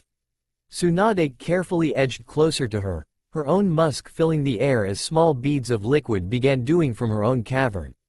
Once the two were inches apart from one another, Tsunade tilted Shizune's face up ever so slowly toward her own face. The two were panting heavily now, mouths opened slightly as they began to breath in and out heavily to inhale as much oxygen as possible. She began to tilt her forehead closer to Shizune's, until the two foreheads were touching and Tsunade's face was mere centimeters from Shizune's own glazed eyes. "Beautiful," she whispered, caressing her apprentice's smooth, silky, skin on the cheek. The cheeks were red, almost flaming, from the blush she had permanently on her face and neck. She slowly and gently, waiting to see if she wouldn't like it to happen, began to bring their lips closer and closer together. The two mashed together gently, although Shizune's eyes closed completely as her equal began to carefully keep her apprentice's mouth, letting her apprentice's hesitant tongue explore and get used to kissing as she had never kissed anyone in this manner, neither man or woman. Shizune enjoyed the texture, and kept getting hotter and hotter when she realized her mentor was letting her do this. The taste was slightly bitter due to the alcohol, but the taste of blueberries and strawberries entered Shizune's mind, lighting her up from the inside like a firecracker. Shizune began wrestling with the tongue inside her mentor's mouth, whose eyes had widened slightly before returning to their half-lidded expression. Soon, the two turned into frenzy. Shizune's left hand went down to her mentor's smooth rear, groping and caressing it gently before she began to explore her mentor's smooth inner thighs, whose legs widened to accept the feminine smooth hand that knew instinctively what spots should be touched and caressed. Meanwhile, Tsunade moaned heavily into her apprentice's mouth, enjoying the hand that kept teasing her between her legs, carefully and gently massaging her inner thighs before going around her lower lips, except to brush across the extremely smooth hairs just outside of the entrance of her cavern. They went slightly up to the golden pubic hair that she had left normal and unshaven. She gasped and moaned, shaking slightly as her apprentice began to tug lightly on those hairs, the smallest spikes of pain mixing in with the oh-so-good sensations that rocked her lower frame. Tsunade began to return the passionate favor, having one of her hands reach up to caress her apprentice's smooth breasts, caressing and squeezing gently as she twirled her own smooth nails to lightly scratch the smooth breasts, but never touching the nipple and only teasing her slightly with lightly scratching the areola. Her other hand went closer to her apprentice's now damp, wet, thighs, also smoothly massaging and caressing the pale skin. After a couple of gentle pushes and prods, Shizune let her thighs open apart, letting Tsunade explore her with the same careful caresses she was currently giving. She gasped out, as her mentor decided to go for the killing blow and rubbed her clit gently. She moaned heavily, falling onto her bed gently as her legs gave out on her. Tsunade smiled gently at her apprentice, before moving her so she could lay down on her side right up to her apprentice's own rear. With the two spooning gently, Tsunade hummed lightly as she lifted her apprentice's leg up and leaving her fresh cavern open again to the world. She put her apprentice's leg over her own, whispering gently into her apprentice's ear, making her shiver and moan softly. "This is your night, Shizune. Let me repay in some small way please. I won't take away your request later. After all, this'll be fun for me too." Shizune's half-lidded eyes looked into Tsunade's own before she contorted her own back slightly as they began kissing heavily, with tongue occasionally entering each other's mouths. While Tsunade's left hand held her leg smoothly but firmly against her own, her right hand went straight down into the wet cavern, her two fingers entering Shizune smoothly while her thumb began caressing her clit, gently rolling around it while occasionally touching it. Shizune nearly shrieked into Tsunade's mouth as waves of pleasure erupted. She moaned and contorted, as she began experiencing several orgasms within seconds of each other. The two stopped kissing with Shizune moaning and gasping, unable to concentrate as her body thrusted heavily into the hand, offering her pleasure that she was unable to give herself. Tsunade began whispering into Shizun's ear, her own dilated half-lidded eyes glinting as she began to rise into orgasm slowly from the naughtiness of the entire event. "Good girl, my sweet loving apprentice. Can you imagine your man slowly licking your breasts, teasing your nipples like I did, while one hand gently opens up your wonderful wet flower?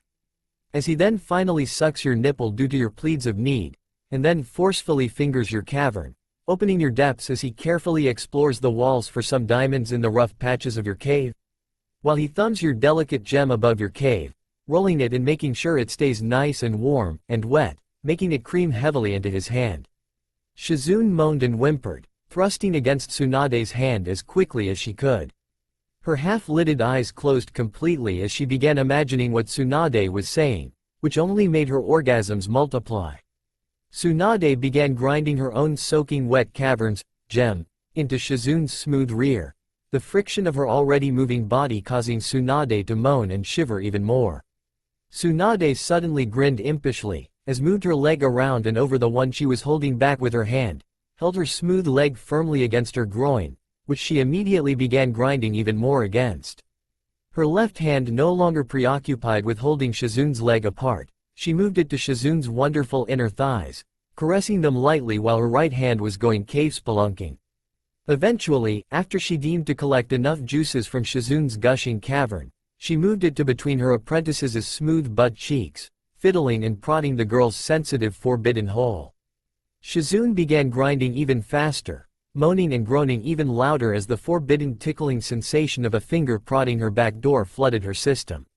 Tsunade crooned to Shizun as she began to slowly dig into her apprentice's bottom, slowly fingering deep into her bottom before rubbing the walls with her nails, making Shizun whimper and moan as the slight sensation between pain and pleasure sparked deep in her body. "Good girl, do you like that idea? Of your man slowly sinking his tool deep into her bottom, digging into your forbidden depths as he continues to explore your cavern for yet more sweet juices? Ooh, I think you like that idea. Come, Shizun, come with your wonderful mentor. Screech loud for your man." Both Tsunade and Shizun screeched and groaned loudly, coming heavily, before they relaxed. Shizun pressed her bottom back into Tsunade's fingers, digging ever so lightly at her bottom holes. Shizun's eyes remained closed as she fell deep into slumber, her body still naked with her mentor's wonderful fingers sunk deep into her holes. Tsunade remained awake for a few moments longer, as she kissed and sucked gently on her apprentice's neck, leaving a slight hickey that she kissed before falling asleep as well, letting her fingers stay inside her apprentice's holes for the time being. Who knows, perhaps they could start again in the morning? Naruto left the scene, his blood burning heavily as he had been thankful to see the wonderful blossoming relations. That had been extremely erotic, but it also made him slightly uncomfortable, almost like seeing two lovers making love rather than having. Ah well, perhaps he could bag a two-in-one deal with the genjutsu manipulation. After all, both Shizun and Tsunade were extremely strong in their own rights and could take care of themselves. Once he arrived in his hotel room, he quickly returned to normal, trying and failing to get the amazingly erotic images out of his head. Finally, he decided to be done with it all, and went to sleep with the raging hard-on he had. He was sure he would be able to relieve himself with the two women at some point in this trip anyway, with the courtesy of his genjutsu being worked on 24/7 by his many dust mite clones. Naruto's clones back in Konoha had been given 4 major tasks to accomplish, only one of which could allow anyone noticing them. The other 3 had to be done in complete secrecy, or Naruto, the origin, would never be able to come back, although Naruto had prepared contingencies even then. The first task was to raid the library for further knowledge of the human body, chemistry and everything. They were also supposed to read up everything on Dujutsu transplanting, not to mention on what the drawbacks would be. All of this was common, easily accessed, knowledge provided they dug deep enough. The second task was far more sinister. Raid the Yamanaka, Nara, and Aburame compounds for knowledge on the bloodlines and how they functioned. Any knowledge they could find, they'd copy down immediately. The second task would lead into the third task. The third task was simpler, but no less off the books. They were to use the Yamanaka techniques to find out as much as they could on the different Sharingan abilities, drawbacks, and what the different evolved Sharingan meant.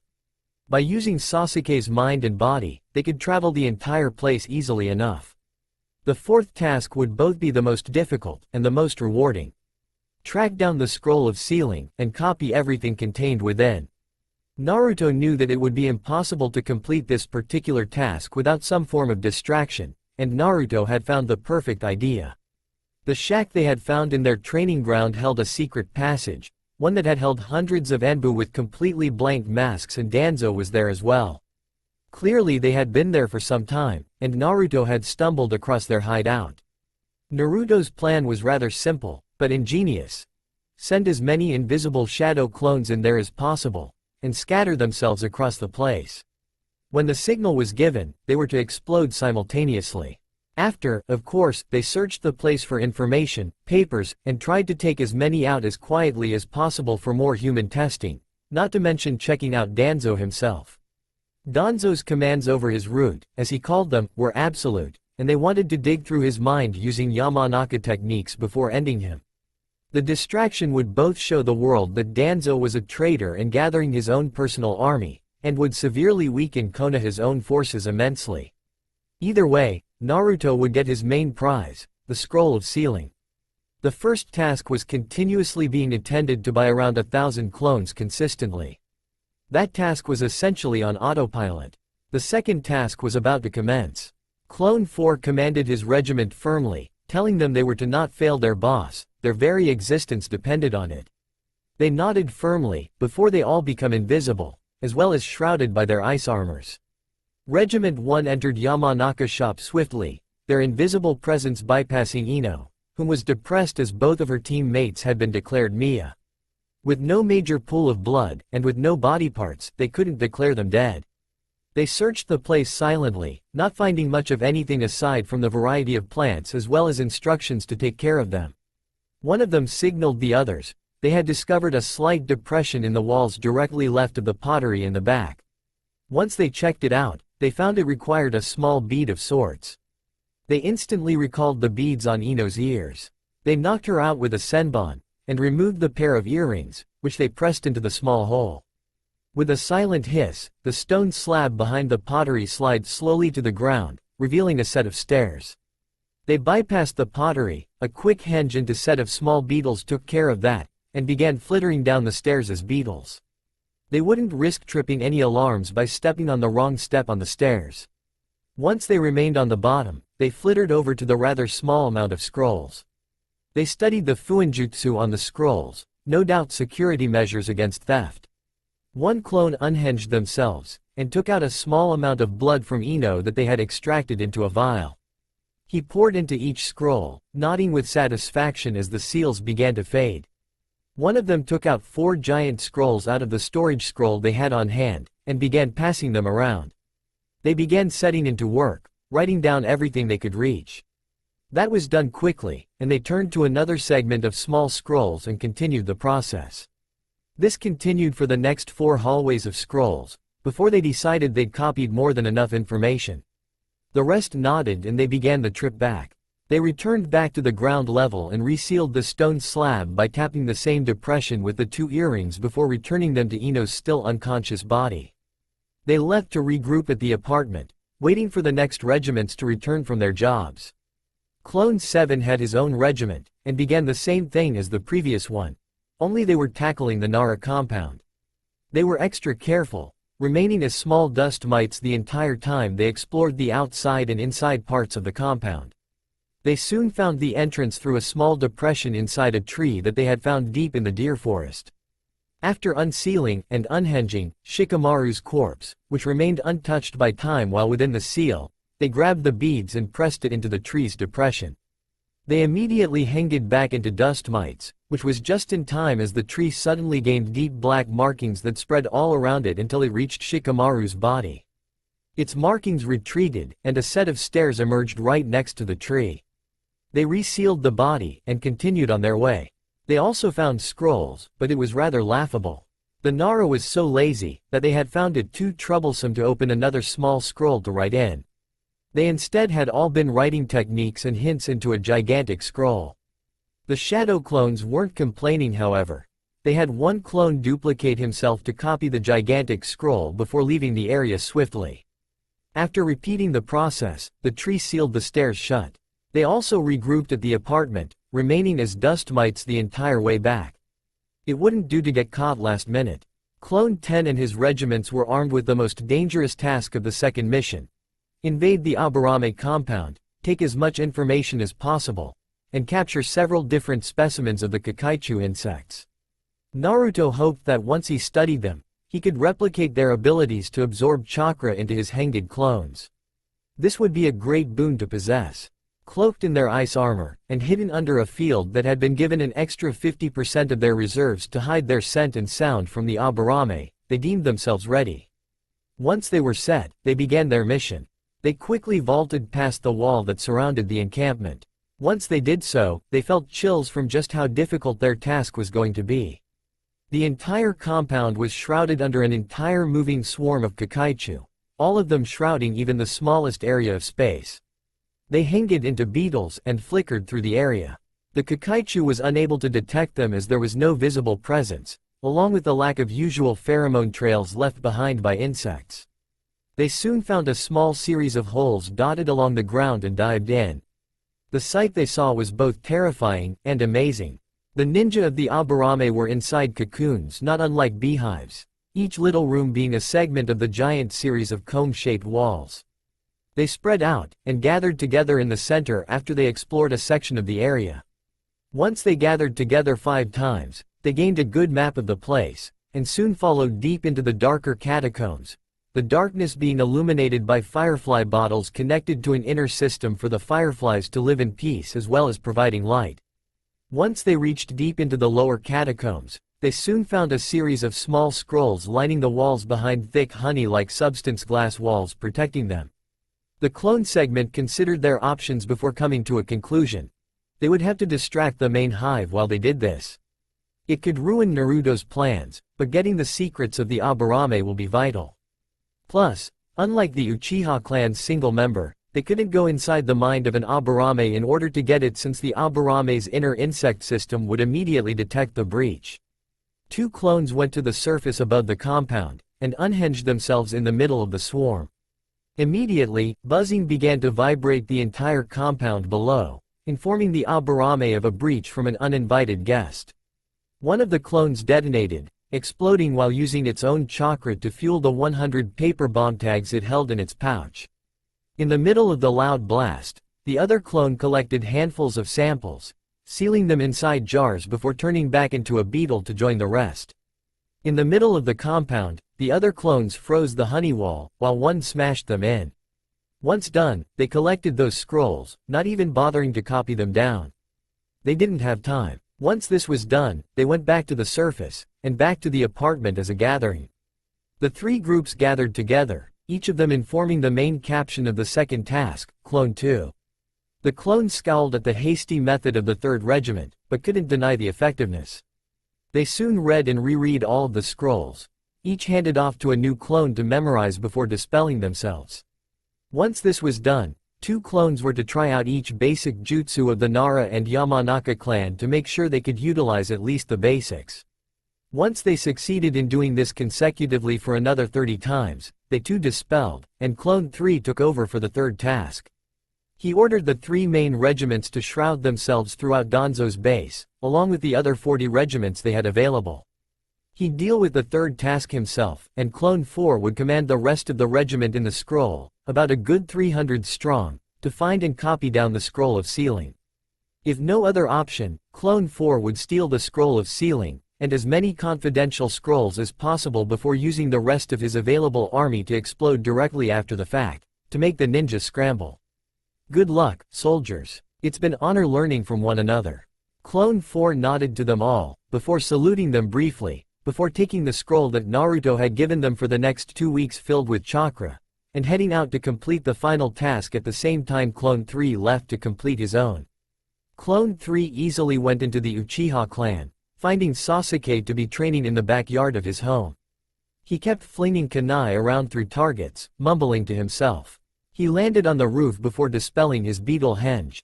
He focused his chakra into his hands, before muttering quietly. Yamanaka's secret jutsu, mind path reader. Pointing his hands together in the form of a triangle with his index fingers touching each other in the middle of the triangle, the clone flickered briefly as its mind began reading the Uchihas. The clone scowled. His jutsu had failed to work at all. Clearly this needed more careful study of those scrolls rather than the quick memorization the clones had given it. He changed his hand sign into a square, transferring his mind into the Uchiha's body directly. The Uchiha's will had been subdued instantly, as apparently the Uchiha was busy trying to halt the will of his curse mark, making him an easy prey to the Yamanaka jutsu. He soon went over to the Naka shrine, as his access to the Uchiha's mind directly had granted him access to his memories, searching the place himself with the Sharingan fully active. He ignored the tablet, and was impressed when he broke through a genjutsu that the Uchiha himself hadn't noticed back in his younger years. A small scroll had been stuffed behind the shrine tablet, along with a larger pitch-black scroll. When he read through it, he was grinning like a loon. The small scroll contained details on every Mangekyo Sharingan design that had been made, including the weird Sharingan design that Naruto had captured through the corpse of the crow. The larger pitch-black scroll contained the data of every jutsu ever copied by the Sharingan, and even included 4 summoning contracts held by the Uchiha since the clan war era. The clone grabbed both of them and headed to the apartment. Once there, he signaled that he was himself by whispering the password they'd established. He dropped both scrolls off before giving them an idea. Rip out the Uchiha's Sharingan set and bring them to Naruto. At the very least for study of the Sharingan, not to mention spares would be useful later on in case the Sharingan Naruto had in his possession was destroyed. The clones debated the idea briefly before they confirmed the procedure due to new information from the regiment. The clones had been caught red-handed. They needed to take everything while they could. A while back, Clone 4 had entered the basement of the Hokage Tower, noting the huge vault right in front of him. He quickly placed paper bombs around it, before exploding the thing off its hinges. He quickly summoned the other 280 clones from the scroll before commanding them to take everything and seal it into a giant scroll he had been given for the occasion. There was no time left, he warned them.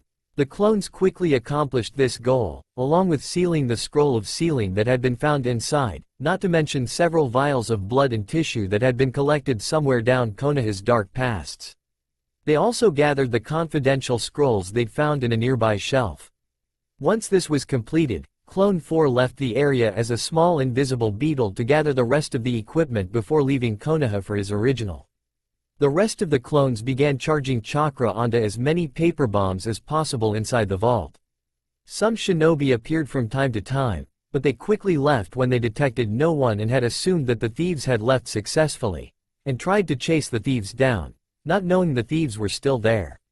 At the same time, the regiments around Danzo's place had been informed by another invisible beetle clone that they had a good 2 minutes before they were to detonate all at once. They had responded swiftly with a reply. They had found Danzo's papers, and had found that Danzo himself was carrying a good 10 Sharingan on his arm, which had been a transplant once they read the document containing Orochimaru's research. They also discovered that Danzo himself held the other eye that Naruto held. They quickly converged for a semi-new plan, and decided that first, they'd remove Danzo's arm and eye silently, using as many genjutsu on him as possible. Since they had a couple hundreds of dust mites on the man, it would be done somewhat easily. Danzo somehow knew immediately and broke the genjutsu, but ultimately failed. A clone had sliced the arm at the shoulder blade, while another clone had simultaneously ripped out his Mangekyo Sharingan. Danzo scowled before revealing his many Fuinjutsu defenses, noting coldly that Naruto would never escape alive before shouting for Root to converge on the 2 clones. The 2 clones had found they were unable to move and that their chakra was being sapped dry. The clone regiments also swarmed the area to grab the 2 valuable items before leaving fewer than 2 invisible beetles. The rest began detonating all over the secret underground base. The ninja were scrambling like mad. The Hokage Tower had ultimately exploded violently, with some genin teams and jonin dying in the initial blast.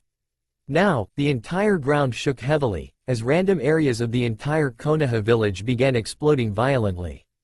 Unknown to them all, an invisible clone beetle fled Konoha, heading toward Tanzaku. He had done calculations along with the rest of the clones and determined that Konoha wouldn't be invaded even with the maximum damage they could give it.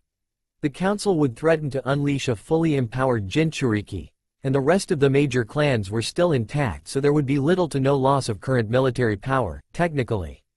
Unknown to the rest of the populace, Danzo's reign had ended abruptly. With vast amount of his root dead, and the rest scattered on their missions, Danzo himself had died in the vast explosion. Naruto's eyes widened as he froze, in the middle of training his genjutsu. He reviewed the information, looking through every bit of information he now had in his grasp.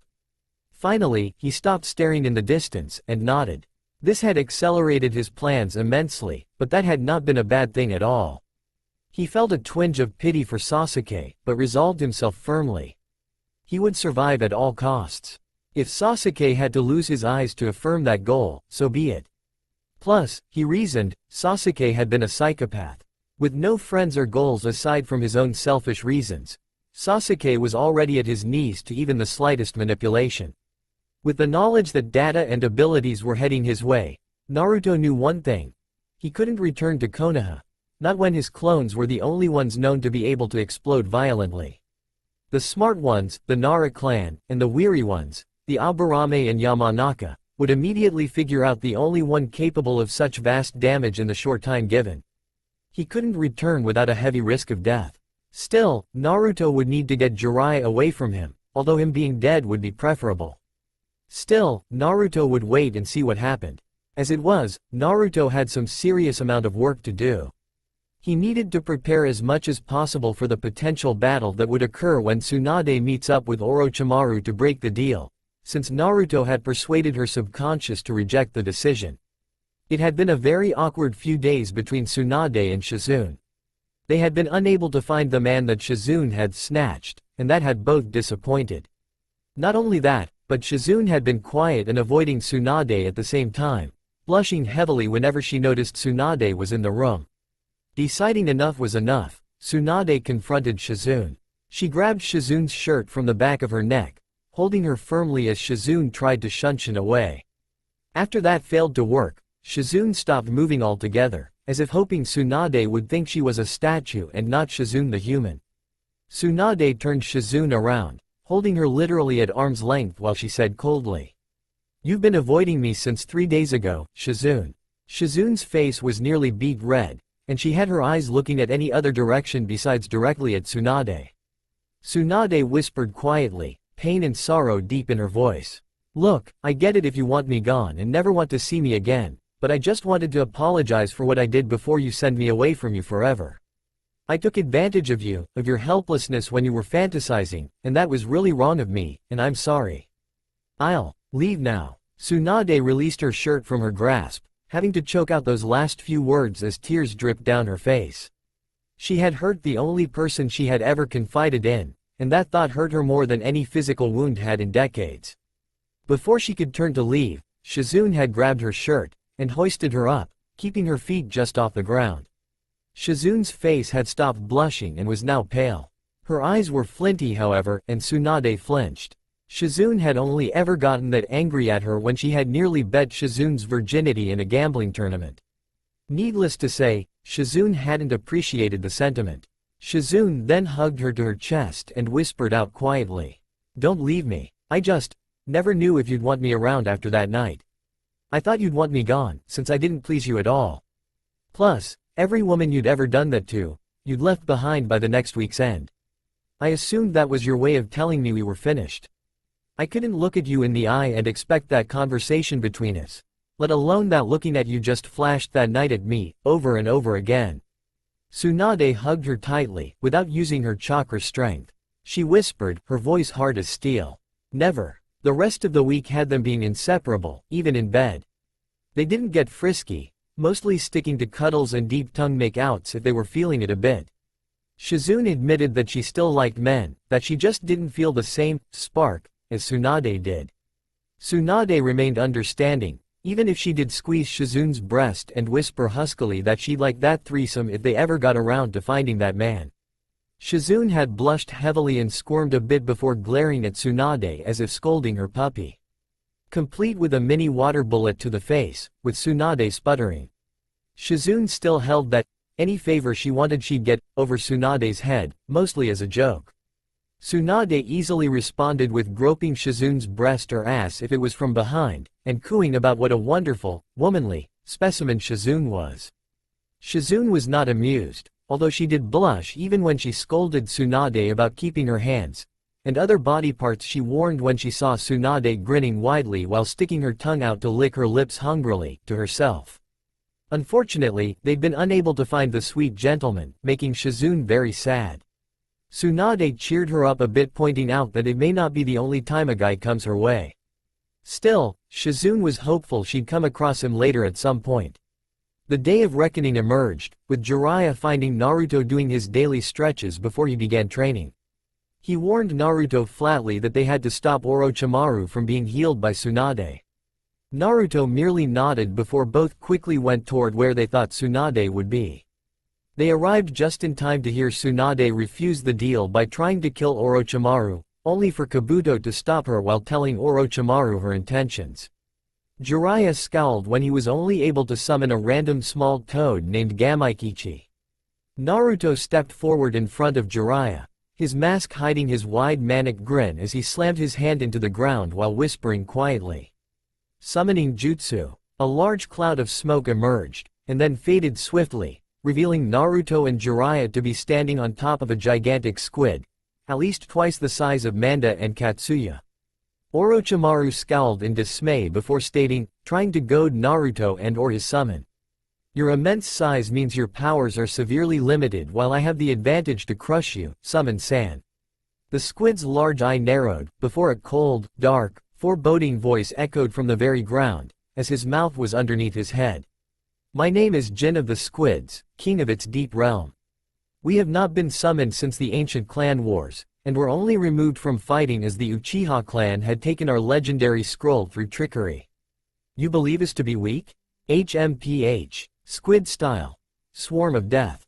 The giant squid suddenly ripped apart into hundreds of smaller-sized versions, all of which quickly fading into invisibility as they swam through the air. Manda tried to sense them by sticking his tongue out, before screeching. Blood began spouting all around the snake summon, as the invisible squids dug deep into the snake's flesh, bypassing his scales like wet paper. Manda fell to the ground, dead, before its corpse was lifted into the air and consumed rapidly, not even leaving time to let the body return to its summon realm. The giant squid reformed instantly, its large eye narrowed coldly as it commanded darkly. That was the weakest of my abilities, ninja. Understand this. My realm is the deepest, and the most powerful, as it is the closest to the center of the earth than any ground creature. Now I shall dismiss myself. With a sharp pop, the squid vanished to reveal Jiraiya and Naruto on the ground again. Orochimaru was also on the ground, having jumped off of the snake at the sight of the swarm. Despite this, Orochimaru's left arm had been ripped off and eaten by the squid, while Kabuto had his left leg and torso chewed up. Naruto remained impassive, even as he saw Kabuto healing his own injuries quickly. He estimated the healing process and was impressed. His healing capacity was just underneath his own natural healing process. Orochimaru waited, looking for any signs of an attack at the ready. Kabuto finished healing, now impressed with Naruto's summon. He said condescendingly, Naruto, did you assume that was all that would be needed to kill either of us? For that matter, why do you still insist on staying with a village that betrayed you by hiding information from you? Did you know they hid even information of your parents from you? Naruto remained silent and still, although Jiraiya jolted slightly in alarm before shouting, with a little panic in his tone. Earth style. Swamp of the underworld jutsu. A gigantic swamp formed, spreading all around Orochimaru and Kabuto, although they had summoned a snake in retaliation, and were rather amused by the weak depth compared to his usual swamp jutsu. Tsunade had remained in place on Katsuya, waiting patiently. She hadn't struck first because she had no desire to. She wanted to wait for an available time to strike. Naruto was still standing quietly, before he whispered something that had both Jiraiya's and Orochimaru's eyes widening in shock and horror. Mass Shadow cloned suicide bomb. The entire snake's head was blasted off, as both Orochimaru and Kabuto were suddenly blown to bits in a violent explosion, with them as the ground zero base. Orochimaru survived, having reformed due to his snake bunshin.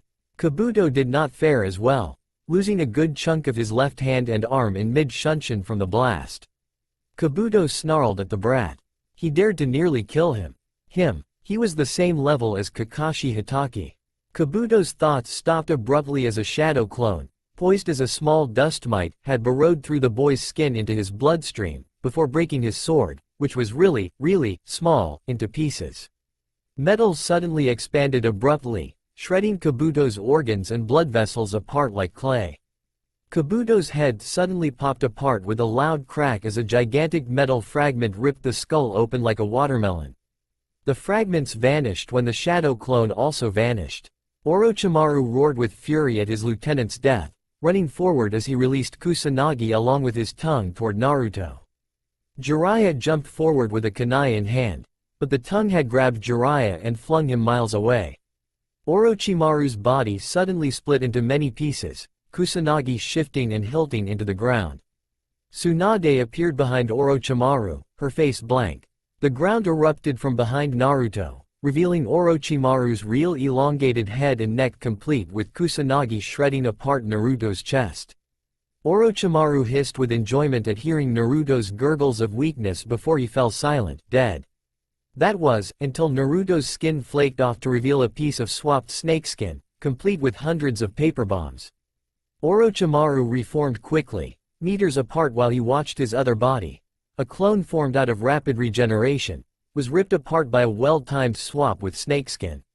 Kabuto appeared nearby, grateful for Orochimaru's help in keeping him alive with a second snake clone. Tsunade frowned when Kabuto suddenly formed near her, smirking while he splattered blood on her. She pretended to be shocked and stuck in position due to her, apparently now gone, blood phobia. Once he dropped his guard sufficiently, she cleaved him in half with a finger flick, flicking mere centimeters away from his stomach to cause the wind pressure from the flick shred him in half.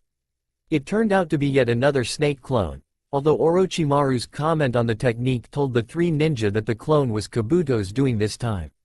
Naruto was rather impressed. Despite his many simple and subtle attacks, along with intimidation through the giant squid boss, the three Sannin were very powerful in their own rights. Still, he mused regretfully, he couldn't have either of the two male Sannin remain alive for much longer.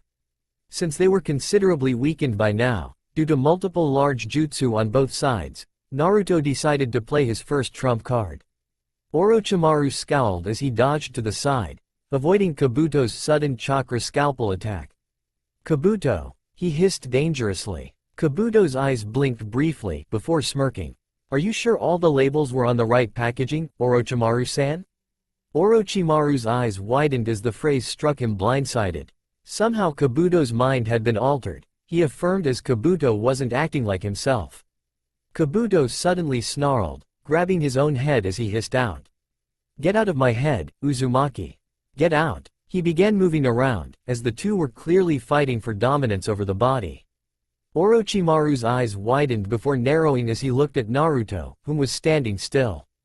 Orochimaru was about to strike forward, sending 5 snakes with Kusanagi copies after the brat, before the snakes were ripped apart by a shadow clone, smirking widely. He easily dispatched the clone with a quick snake kunai surprise attack, frowning. His eyes widened as a palm of green chakra ripped itself through his chest. He looked at Kabuto, whose face had slackened. Orochimaru chuckled darkly. Did you assume that would kill me, Naruto-kun? Kabuto replied, indicating Naruto had obtained control of his body. No, but the immense amount of chakra I'm pumping into the shadow clones I laced your true form with back in Konoha will do that easily enough. Mass shadow clone suicide. Orochimaru's eyes widened in shock and horror, before his mind went blank forever. Kabuto jumped back, as Orochimaru's corpse exploded in a shower of gore. He shrieked in rage, as he clamped his head again. You killed Orochimaru-sama. He squirmed heavily, as he began to vibrate with sheer fury. After a while, Kabuto stopped shuddering, his eyes blanking out. After a good 5 minutes of stillness, Kabuto suddenly took a chakra scalpel and stabbed himself in the head with it. He fell to the ground, dead. Jiraiya and Tsunade stared at Naruto, surprised that he'd been able to kill the snake Sannin along with Kabuto. Suddenly, Jiraiya gasped, as blood began pooling out of his clothing, before falling to the ground. Blood pooled around him, and he gasped out for Tsunade, expecting her to heal him. She never moved from her position, and Jiraiya died, never knowing how he died, only realizing he'd been betrayed by his only other equal. Naruto sealed the body of Kabuto and Jiraiya into 2 scrolls calmly, before his eyes narrowed. Out of the ground, near an invisible set of clones that had been watching the perimeter in case Orochimaru or Kabuto tried to escape, a white snake was slithering away. Deciding that he should keep tabs, and that Orochimaru would make a good distraction, the set of clones quickly converged on the snake. One began using his genjutsu, 1,000 paths of reincarnation, and the other seeded the snake with another 40 clones. Once they deemed the snake sage's memory had been rewritten, they checked it twice over after a good 4-minute memory revision, up to the point after Tsunade tried to kill him with medical jutsu. With this, they released the snake's mind, and dismissed themselves. Naruto nodded in understanding. While Orochimaru may have survived, it would be useful in the long run. Luckily, Naruto had garnered plenty of knowledge from Kabuto's mind, using many clones transferring their minds and chakra into Kabuto continuously, multiplying the speed at which he absorbed Kabuto's knowledge and memories. Still, he'd had to remain incredibly still and focused the entire battle in order to absorb the knowledge properly.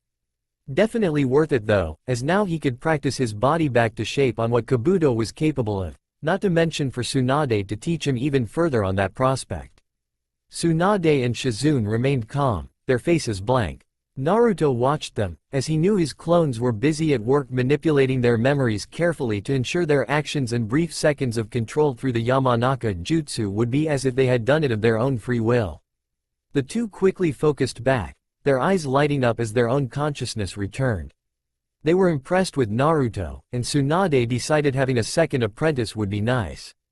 Plus, considering the way Naruto was eyeing Shizune's black hair and body, the fun between them was only just beginning. She felt slightly guilty for not healing Jiraiya, but she considered it justified. Jiraiya had stopped living, only pining after her and caring for the sham of a village. She had done him a favor. The trio decided to head toward Wave Country, which Naruto decided to choose as his permanent base of operations in the time being. Naruto stopped briefly before leaving the area, turning around while observing the place. This day, this place, marked the end of an era. The end of the 3 Sannin. That's all for now. If you want to see next part, then please like this video and subscribe my channel. Thank you.